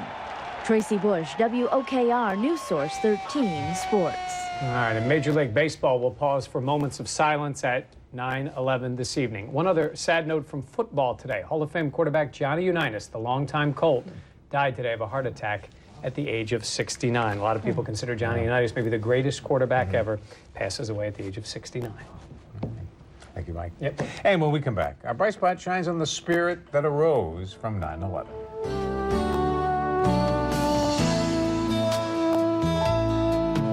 At Value City Furniture, we're rolling back prices to save you even more on fine home furnishings. For a limited time, pay just $199 for either of these great-looking bunk beds. Save 1/2 on this 5-piece dinette, now just $199. Or choose either of these low-profile curio cabinets, now just $49 while they last. Our prices have never been lower. For great furniture at tremendous savings, don't miss the incredible price rollback sale. Going on now at Value City Furniture.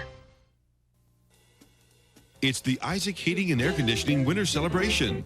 We're celebrating being chosen Contractor of the Year with our best offer of the year. When you buy a new Rheem high-efficiency contour furnace, you'll receive a new Rheem central air conditioning system free. You'll save money on your heating bill, add value to your home, and keep your family comfortable season to season. So act now and take advantage of our winter celebration. Call 546-1400 or visit isaacheating.com for more information.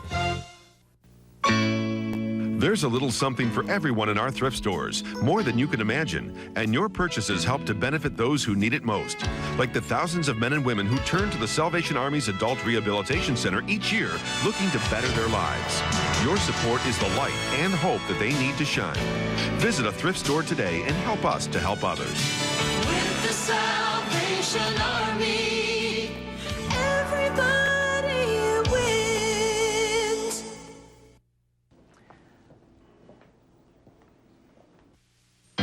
From WOKR-TV Rochester, this is a special edition of News Source 13, 9/11.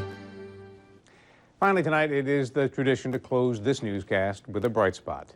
Today is no exception, as we look for bright spots from one of the darkest days in America's history. A morning in Rochester. Like most, the school day being tribute in Brockport, which I think is something the whole country can be so proud of. The New York City firefighter that saw it said he hopes the whole world sees it. Yeah, my thanks to John Borden for putting those moments together. ABC World News tonight is next. We'll have more at 11. From WOKR-TV Rochester, this is a News Source 13 special report, 9/11. Good evening, I'm Ginny Ryan, here to tell you about some of the local happenings. Shortly after last year's terror attacks, we came together for one of the largest blood drives in local history. Today, we held a similar one to commemorate the one-year anniversary. And the spirit seen a year ago shone through again. Today's drive surpassed the goal of 500 blood donors. When things wrapped up a short time ago, more than 500 people spent time today giving the gift of life. Dozens of ceremonies were held across town today to commemorate September 11th. Rochester's mayor joined ministers from 4 different churches on East Avenue for a special service of healing and hope. People of all faiths were welcome to commemorate today's anniversary. Many more events going on tonight. We will share that with you as the night goes on. We'll have more coming up in the next hour. George Stephanopoulos. He's never done anything just the same old way. And Sunday mornings will be no exception. Starting this Sunday, it's a new This Week with George Stephanopoulos. Sundays, this is where news will be made. WOKR-TV Rochester, this is a News Source 13 special report, 9/11. Good evening, I'm Don Alhide. Well, events throughout our communities today to remember the tragedy of a year ago this day. Tonight in Canada with ceremonies at the Memorial Flagpole at the Mini Park, 7th grader Alex Erican read what September 11th means to him. The dust clouds of confusion and darkness in New York seemed to cover the entire world. But for everyone that survived that tragic day, life went on, and it continues to go on. So I have been chosen to embrace life and enjoy it every day I've been given. Following the ceremony, the flag was lowered and fire, police, and other emergency vehicles led a silent procession down Main Street, Canandaigua. As we see. And at the George Eastman House, more than 2,000 people gathered on the East Lawn tonight holding candles at a special vigil and in memory of those who died in the attacks. Each candle have a name and biography of those killed. We'll have more in an hour. From WOKR-TV Rochester, this is a News Source 13 special report, 9/11. Good evening, I'm Don Alhart. And I'm Ginny Ryan. We have more now on how Rochester is remembering this anniversary. Many people are turning to their faith. At the Browncroft Community Church tonight, a memorial service was held. Lolita Jackson, whose office was in the World Trade Center, spoke at tonight's service. She talked about how her faith has helped her cope with the loss of friends and so many co-workers. There are so many poignant moments this day as Rochester remembers September 11th at the George Eastman House. More than 2,000 people of all faiths gathered on the East Lawn tonight. They were holding candles at a special vigil in memory of those who died in the attacks. Now, each candle held the name and a short biography of each of the 3,000 victims of the terrorist attacks a year ago. Well, of course, it was a year ago that we came together for one of the largest blood drives in Rochester's history. Today, we held a similar one to commemorate the one-year anniversary of the September 11th attacks. And the spirit shown a year ago shone through again today. Today's blood drive at the Holodome surpassed the goal that was set of 500 blood donors. And again, the number to call if you'd like to make an appointment to give blood, 1-800-GIVE-LIFE. And still a chance to do it the remainder of this week as we commemorate what happened a year ago and how America rallied to help. So many remembrances. Yeah. We will have much more coming up on News Source 13 at 11. From WOKR-TV Rochester, this is a News Source 13 special report, 9/11. Good evening, I'm Don Alhart. And I'm Ginny Ryan. Events were held throughout our community today to remember what happened a year ago. Tonight in Canandaigua, a ceremony at the Memorial Flagpole at the Mini Park. Following it, the flag was lowered, and police, fire, and other emergency vehicles led a silent procession down Main Street. A now famous scene has been recreated at a permanent memorial in Brockport. Painted wooden statues of 3 rescue workers raising the flag in the rubble of Ground Zero today became a gathering place for people to pray, leave flowers, and remember. 2 former Brockport graduates died at Ground Zero. And coming up at 11, we'll tell you how the Eastman Kodak Company is working to preserve some precious photos found in the rubble at Ground Zero. All of that as our special coverage continues tonight. From WOKR-TV Rochester, this is a special edition of News Source 13, 9/11. Good evening, I'm Don Alhart. And I'm Ginny Ryan. Today we remembered the people, the terror, and the defining moments of September 11th, 2001. From Ground Zero to the Pentagon in Shanksville, Pennsylvania, this day was filled with mourning and remembrances. Ceremonies began at 8:46, the moment the first plane hit the World Trade Center. Silence was followed by a reading of the names of all 2,801 people who died here. John Michael Collins. Michael L. Collins. Relatives laid flowers, forming a human wreath at Ground Zero. Personnel have now returned to At the Pentagon, the president led the commemoration where 184 people were killed. The site where the plane crashed has been completely rebuilt. A giant flag was unfurled just as it had been over the smoldering rubble. In Shanksville, Pennsylvania, at 10:06, a bell tolled 40 times, once for each victim of Flight 93, whose lives were lost in this field. They were honored not just as victims of a hijacking, but as heroes of the war on terrorism. For them, 40 white doves released in the air. the 12th. The commemoration concluded on a patriotic high note, the president delivering a speech from Ellis Island. Be confident. Our country is strong. And a couple from Chile was at the ceremony at Ground Zero this morning to honor the son-in-law they lost when the Twin Towers collapsed. They remain in New York tonight at their daughter's side. And News Source 13's Doug Embridge spent some time with them over the last few days. He joins us now with their story, a long day as the sun now sets in New York. Doug? It really was, Don, one that families, I think, were trying to gear up for and put on a brave face for as well. Sarah Mulligan grew up in Chilai, graduated from Aquinas in 1994, and she became a young widow last September 11th. But 1 year ago this night, she was still living in a blur. You see, she did not know for sure and wouldn't for days that her husband, Pete, was dead. Sarah says this September 11th is different from a year ago because she knows how this day will end. Her husband, Pete, is gone. He died in the World Trade Center just 4 months and 6 days after their wedding. I think there were various points in this year, maybe late spring, early summer, where I'd all of a sudden have a few days that weren't necessarily as painful or I didn't cry as much, but I think there's a part of me that my soul will always be very, very, very sad. Sarah's mom, dad, and brother are here and went with Sarah to the ceremony at Ground Zero today. Peter James Mulligan. I guess I looked at all these individual wonderful people and knew they were all hurting just like we were. There were so many of them, so much sadness there. I was hoping we'd get something, and there was nothing but sadness, but you knew you had to go there. That's where he ended his life, and I just felt like we had to go there. People who knew Pete Mulligan all talk about a guy who put you first.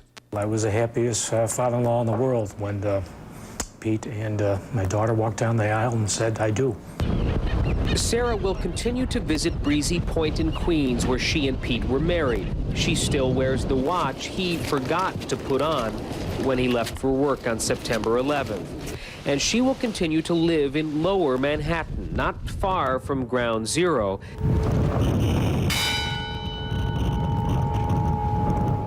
As Sarah says, that's where Pete is. Even standing down there today with the dust blowing, I just couldn't help but wonder, was that part of all of them blowing around there down there for all of us? I don't know. Sarah says she has accepted the fact that something will be built at Ground Zero. She hopes it's something like a park, something that, as she says, will leave the footprints of the people who died there. Doug, in talking to her, easy for her now to get on with her life, to get on with her career, or is that going to be some challenges still?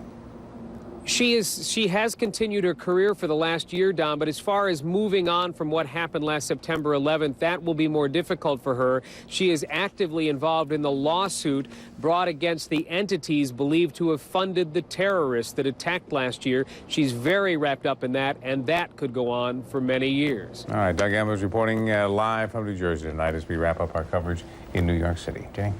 Many people turned to their faith a year ago for comfort and guidance, and many did so again tonight. The Browncroft Community Church held a remembrance service. They invited Lolita Jackson, a worker at the World Trade Center who lost a good friend and co-worker. Worshippers tonight talked about the importance of their faith. I think might have even been harder for a lot of people than the original day because you've had a chance to process everything, and I think a lot of people are leaning towards God and faith and helping them to process everything. Tonight's service was one of many held by local churches throughout the day. Perhaps the largest memorial here in Rochester tonight was at the George Eastman House on East Avenue. Thousands of people remembered every victim of the September 11th attacks. And that's where we find News Source 13's Kristen Miranda with more on the story. Kristen? Ginny, it really was beautiful here at the Eastman House tonight. It was a candlelight vigil open to the entire community. The east lawn here was filled with light, and inside there was a remembrance of a different kind.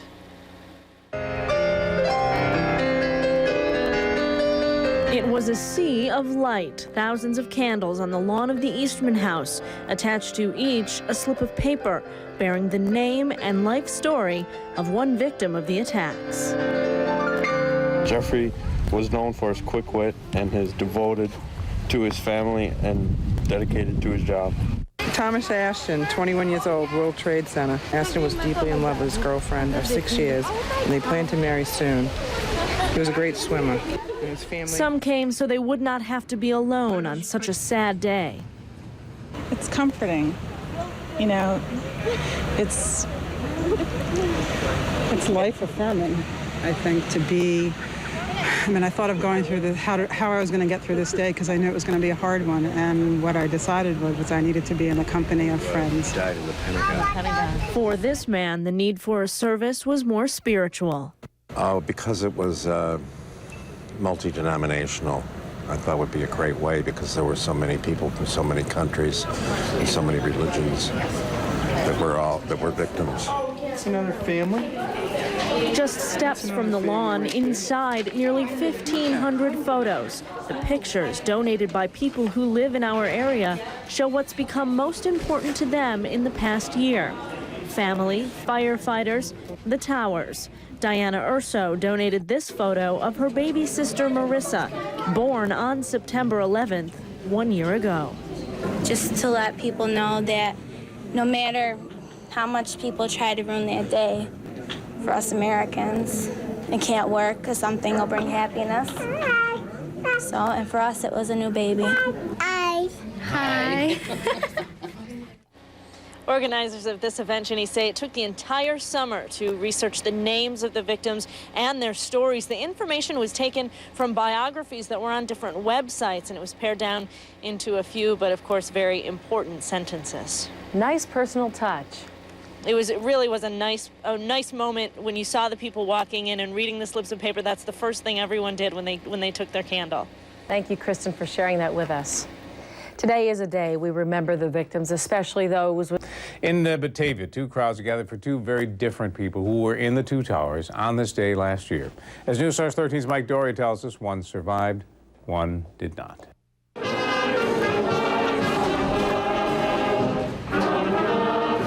It was a time to sing, a time to show their colors, a time to stand united, and a time through another person to gain perspective on life.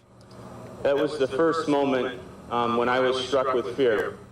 Jason Reardon was in Tower 2 last year on this day. 60 flights of stairs later, he was free, alive, and out of danger.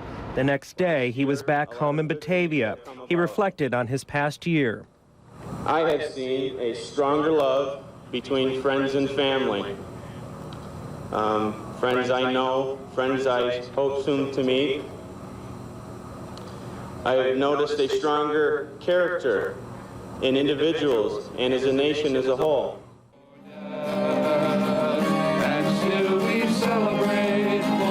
The woman this crowd gathered for did not survive. Melissa Vincent worked in Tower 1. Her sense of humor, her terrific smile.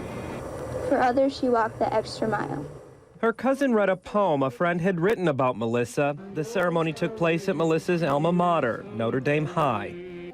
Above all, she was very dedicated to her family, and she would do anything for anyone, and she was a very good person.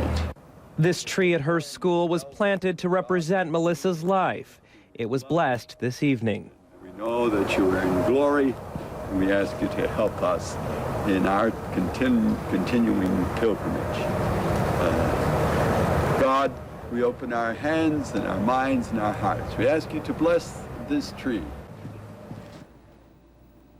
Melissa Vincent graduated Notre Dame High in 1990. She would have been 30 years old this year. Her immediate family, her parents, brother, and sister, could not be at the ceremony. They were at ceremonies in New York City at the World Trade Center. They all said this tree symbolizes her continued presence in their lives and represents Melissa's spiritual growth in heaven. And you'll remember last year, Don, her father, went down to New York City searching for her, putting flyers out throughout the streets, trying to find her. Her body was pulled from that wreckage about a week later after the September 11th attacks. Emotional times to look back on. Absolutely. A tough year for the family, but they're getting through it.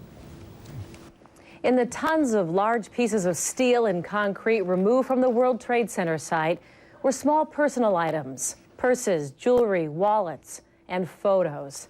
Kodak is working to restore more than 4,000 photos to give back to families who have lost so much.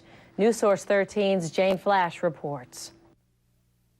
Who is the red-haired girl in this photo? Was this a vacation spot shared by a father and son? And what prompted someone to record this breathtaking view of the Manhattan skyline? John Woods is haunted with questions about people he has never met. You see him getting married, you see him with his kids, you see him with the wife, and you know his whole life story is in this album. After receiving a call from the NYPD, John traveled to New York City.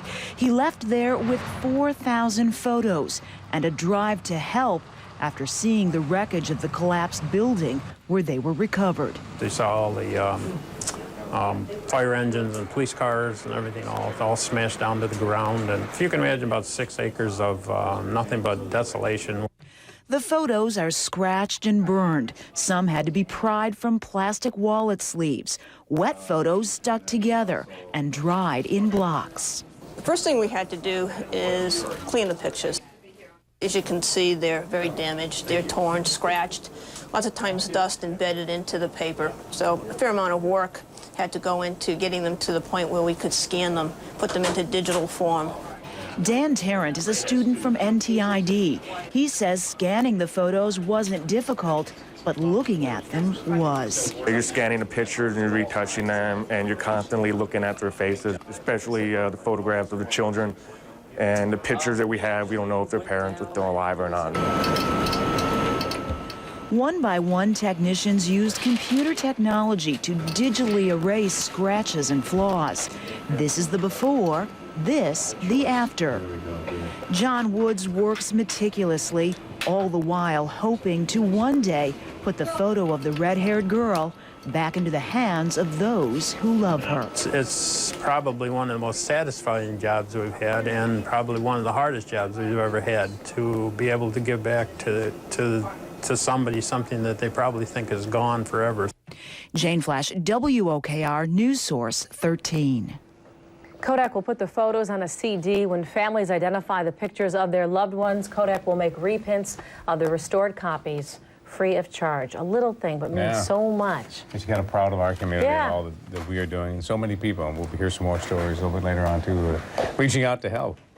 But we want to talk about the weather because for those, I was curious of both of you today. When the kids went to bed last night, still probably in the warm side. When they wake up and go to school, there's a big difference. You had to convince them to take the jacket, or do they know right away? Oh, they wore the shorts, insisting. My kids went out and then came back in, put on the sweatshirt, then went back out. Yeah, well, they learn. That's part of the learning process, right?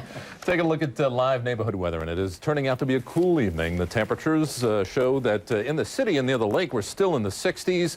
You get into the outlying areas, and you can see temperatures are dropping into the 50s. And by morning, hopefully the kids will have a jacket or a sweatshirt on. They'll need it. It will be on the chilly side. Here's a look at our satellite time lapse over the last couple of hours.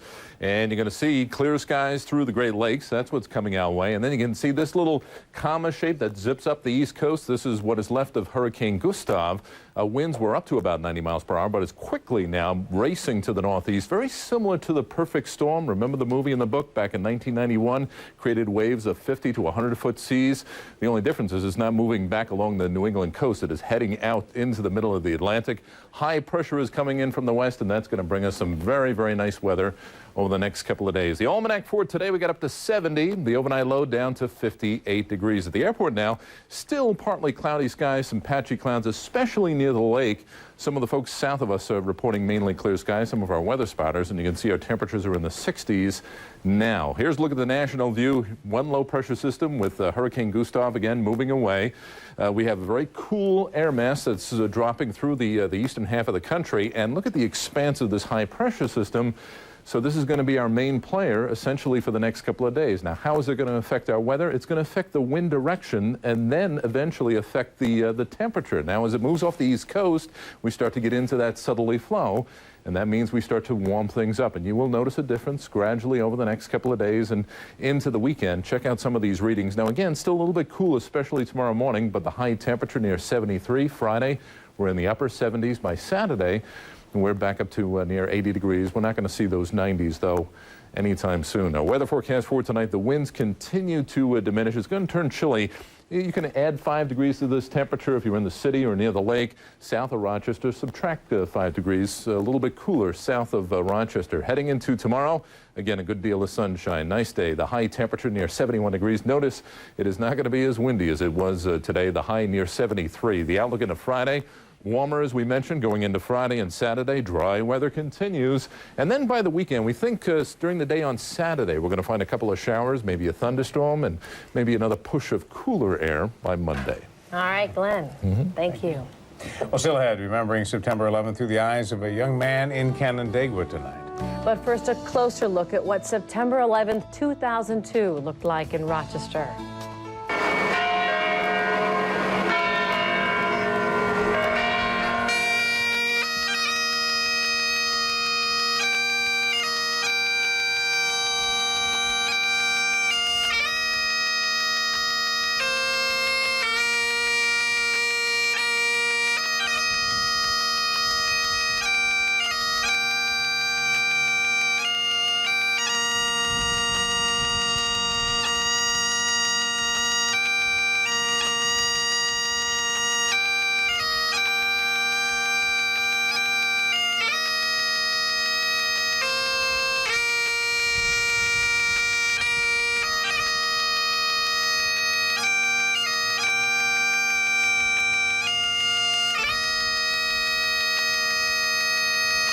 Our domestic tranquility has been shattered, our unpenetrable fortress forcibly invaded. The impossible, the unimaginable, the 1,000,000-to-1 odds had been breached. A foreign enemy had attacked us on our own soil.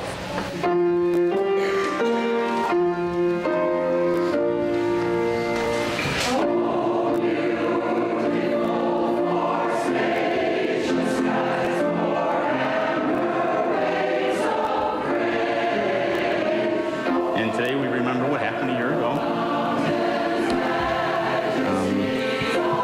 None of us here will ever forget what happened. We will remember the shock, the disbelief, the horror, the heroes.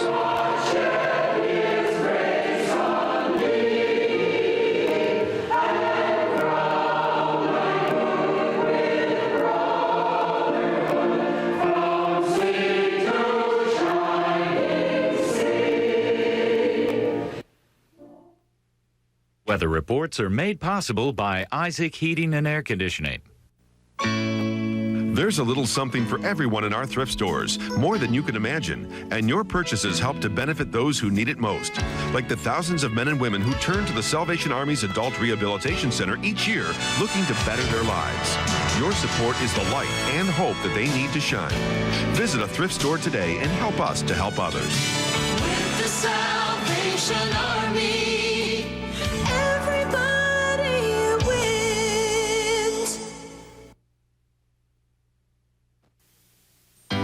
From WOKR-TV Rochester, this is a special edition of News Source 13, 9/11. New York City lost 343 firefighters on September 11th, 2001. It is a tragedy that has been felt in every fire company in America. And as News Source 13's Peter Robbins found out, Rochester's fire companies, too, are no exception. Driving Rochester streets is different than it used to be for firefighters. They feel a level of support from the community they never had in the past. These people, now I think that more than ever they realize that, we are there for them and, willing to put our lives on the line for them, and it's a good feeling to be appreciated. The way the crew of Quinton Midi 5 approach their jobs has changed forever. You want to give Daddy a hug? No hugs for Daddy. The sense of family and unity they feel is even stronger, and the feeling that their lives are on the line every day has been intensified. September 11th has changed the way firefighters think when they respond to a call. They used to just worry about helping people in need, but now they also have to worry about their own safety and the possibility that someone might deliberately try to hurt them. With all the criteria that they have for terrorist attacks, Rochester is ranked pretty high. And we have been training for that, and hopefully nothing ever happens, but it would be very scary. It would be scary. When the crew saw the towers come down, they knew dozens, if not hundreds of firefighters would be among the dead. Lieutenant Bob Crandall says 30 years of fighting fires could not prepare him for that day. No experience in my 30 years to draw from to compare it to, and to that magnitude and that devastation and that the thoughts that must have been going through their minds. Just couldn't deal with it at that time, and not sure whether I have yet fully or not either. Grieving is a process they've approached like everything else they do. They're doing it together. Actually, a lot of talking about the wives in the family. And Peter spoke with one firefighter's wife this morning. She says every day when her husband goes to work, she thinks about the danger he faces on the job. A year ago, a record number of people answered the call for blood donations. Today, at a WOKR Clear Channel blood drive, more than 500 people once again gave the gift of life. News Source 13's Christine Webb introduces us to some donors. The outpouring of support has just been incredible today. 50 people showing up in the first hour. The numbers just kept climbing. You know, many things have changed since September 11th, but one thing still remains clear. Last year, when everything happened the day, we wanted to teach our kids a lesson. Liz Curtis wanted to donate last year to help out, but the lines and the wait proved too long. This year, she's back, like many others here, because it's something tangible she can do to make a difference. Being here for somebody anywhere in the state that might need a pint of blood to save their life, especially in connection with caring about the country and the tragedy that has happened to us, just gives you the warmest feeling inside. It's a gift, you know, and it is an anniversary that everyone will remember, and what better way to do it than contribute something? If not our prayers, you know, a little drop of blood isn't going to hurt. There's something else that we really noticed here today. The number of police and military personnel who came down to donate blood and show their support. They also have a message. Anything that can help. You know, that's what we're here for. We came down here today just to kind of be around and let people see that, you know, there is the Army around, we are around, that there's young people that are still willing to, you know, even with what happened last year, there was a lot of people that signed up for the military. Ironically, Christine signed up for the Army last September 11th. She didn't even know what was going on until that afternoon. Nonetheless, it didn't change her mind about joining.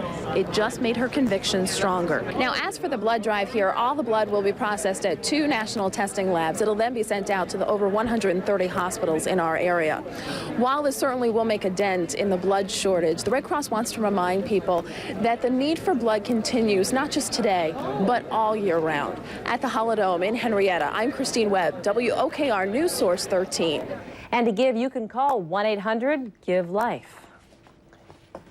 And lest we forget, for some, mixed emotions on this anniversary. Lily Griffin was born today, her birthday on this first anniversary of the 9/11 tragedies. 1:53 a.m., the first child born. Strong, her mom says the arrival was something special. At first I didn't want it on September 11th, but now that I think about it, it's a miracle that, you know, it's just, you know, birth and everything. I think it's just wonderful, really. A wonderful reminder that despite the tragedy of a year ago, life and the American spirit goes on. A reason to celebrate. Yeah. Mike is here now, sports. Yeah, it was a day of remembrance on the playing fields throughout the country as well. We'll show you how the Yankees marked the one-year anniversary at the stadium. Sports is coming up next.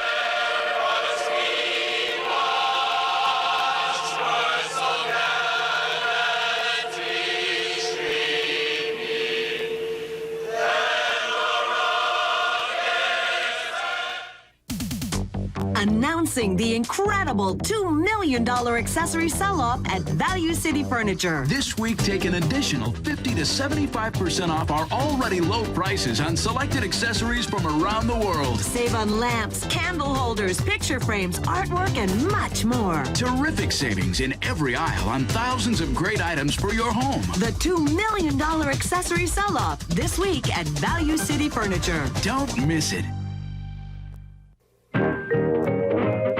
This is Mike Sullivan. He's having a very good day. Know why? Mike's finally got health insurance, thanks to Healthy New York. It helps small business owners afford quality health insurance for themselves, their employees, and their families. So now Mike's covered. And not a moment too soon. To find out if you qualify, call 1-866-HEALTHY-NY. In light of the solemnity of the anniversary of September 11th, lottery drawings were held today, but were not televised. Here are today's Winning numbers for the Take 5, 25, 28. Read them off my paper. 25, 28, 36, 38, 39.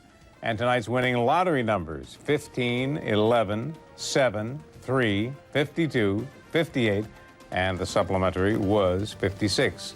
The daily and win 4. You got to take a look at these because these are very unusual. The midday daily today. Boy, that's something that's doesn't look like anything I have. Midday daily was 833. The midday win 4 was 9994. The evening daily number 911. And the evening win 4 numbers 3165.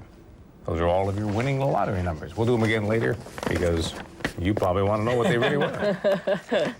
Sports now with Mike. Yeah, we're going to talk a little baseball. You know, last September, after 5 days, the first 5 days of mourning for the nation, Major League Baseball came back. In some small way, it helped people think about something else. Tonight in ballparks all around the country, Major League teams did their part to honor those memories. Nowhere were the ceremonies more emotional than in Yankee Stadium.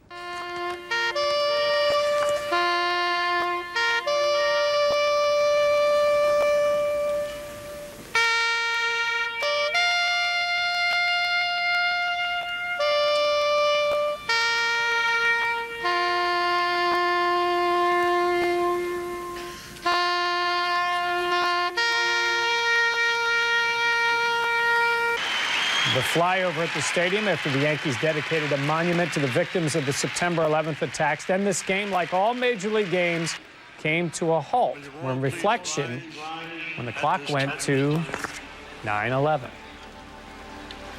And let us now pause for a few moments of silent prayer as we remember those who lost their lives exactly 1 year ago today. The game then continued. The game is, in fact, tied up 4-4 in the 9th inning. The Yankees playing against the Orioles tonight. The Bills may have started working on Sunday's game plan for Minnesota today, but their minds were in part on the events of a year ago. The team back on the practice field in Orchard Park. 12 months ago, they were preparing for a trip to Miami when the attacks occurred. That was the one and only time the NFL has ever postponed a weekend of games.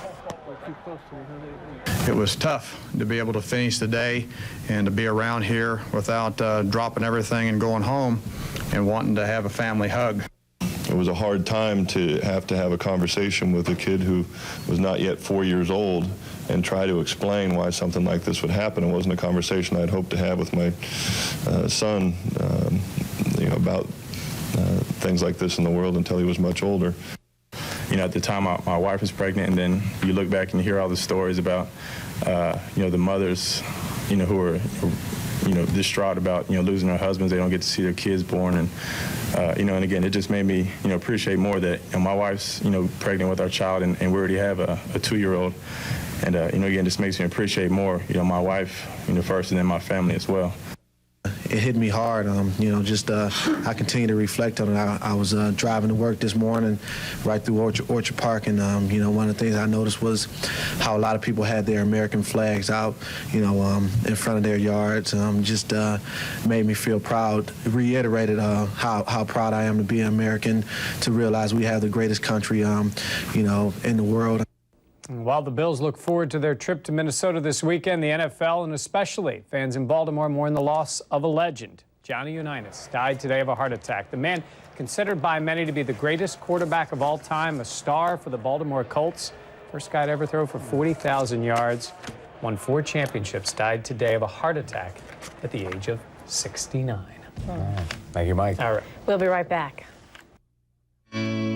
There's a little something for everyone in our thrift stores, more than you can imagine, and your purchases help to benefit those who need it most, like the thousands of men and women who turn to the Salvation Army's Adult Rehabilitation Center each year looking to better their lives. Your support is the light and hope that they need to shine. Visit a thrift store today and help us to help others. With the Salvation Army, everybody wins.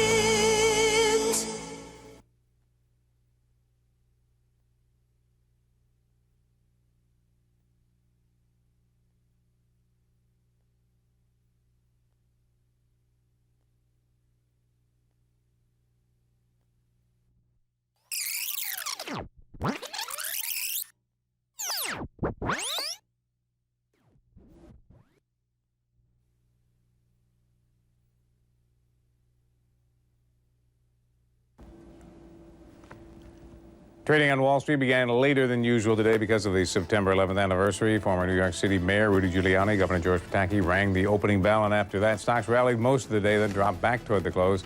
Dow Jones Industrials down 21.5 points. NASDAQ down about 5. S&P 500 off a fraction. Other local quotes perhaps coming at the bottom of your screen. Finally tonight, 9/11 in the mind of a young man. Tonight in Canandaigua.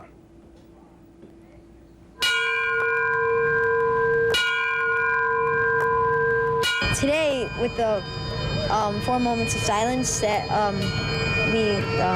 was issued today for our school, I cried during 2, so that basically explains it all.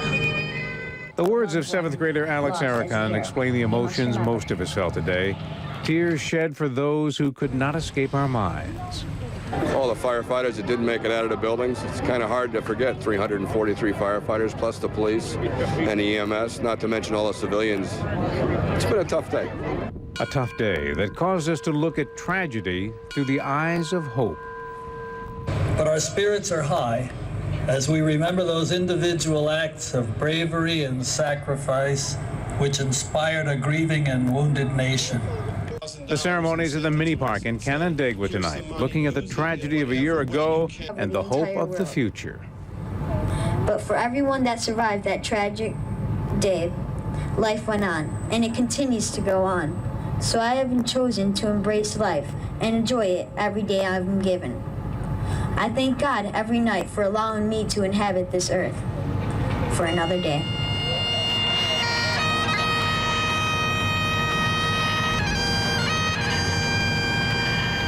As the flag was lowered and bagpipes played, a silent procession through the main street of town.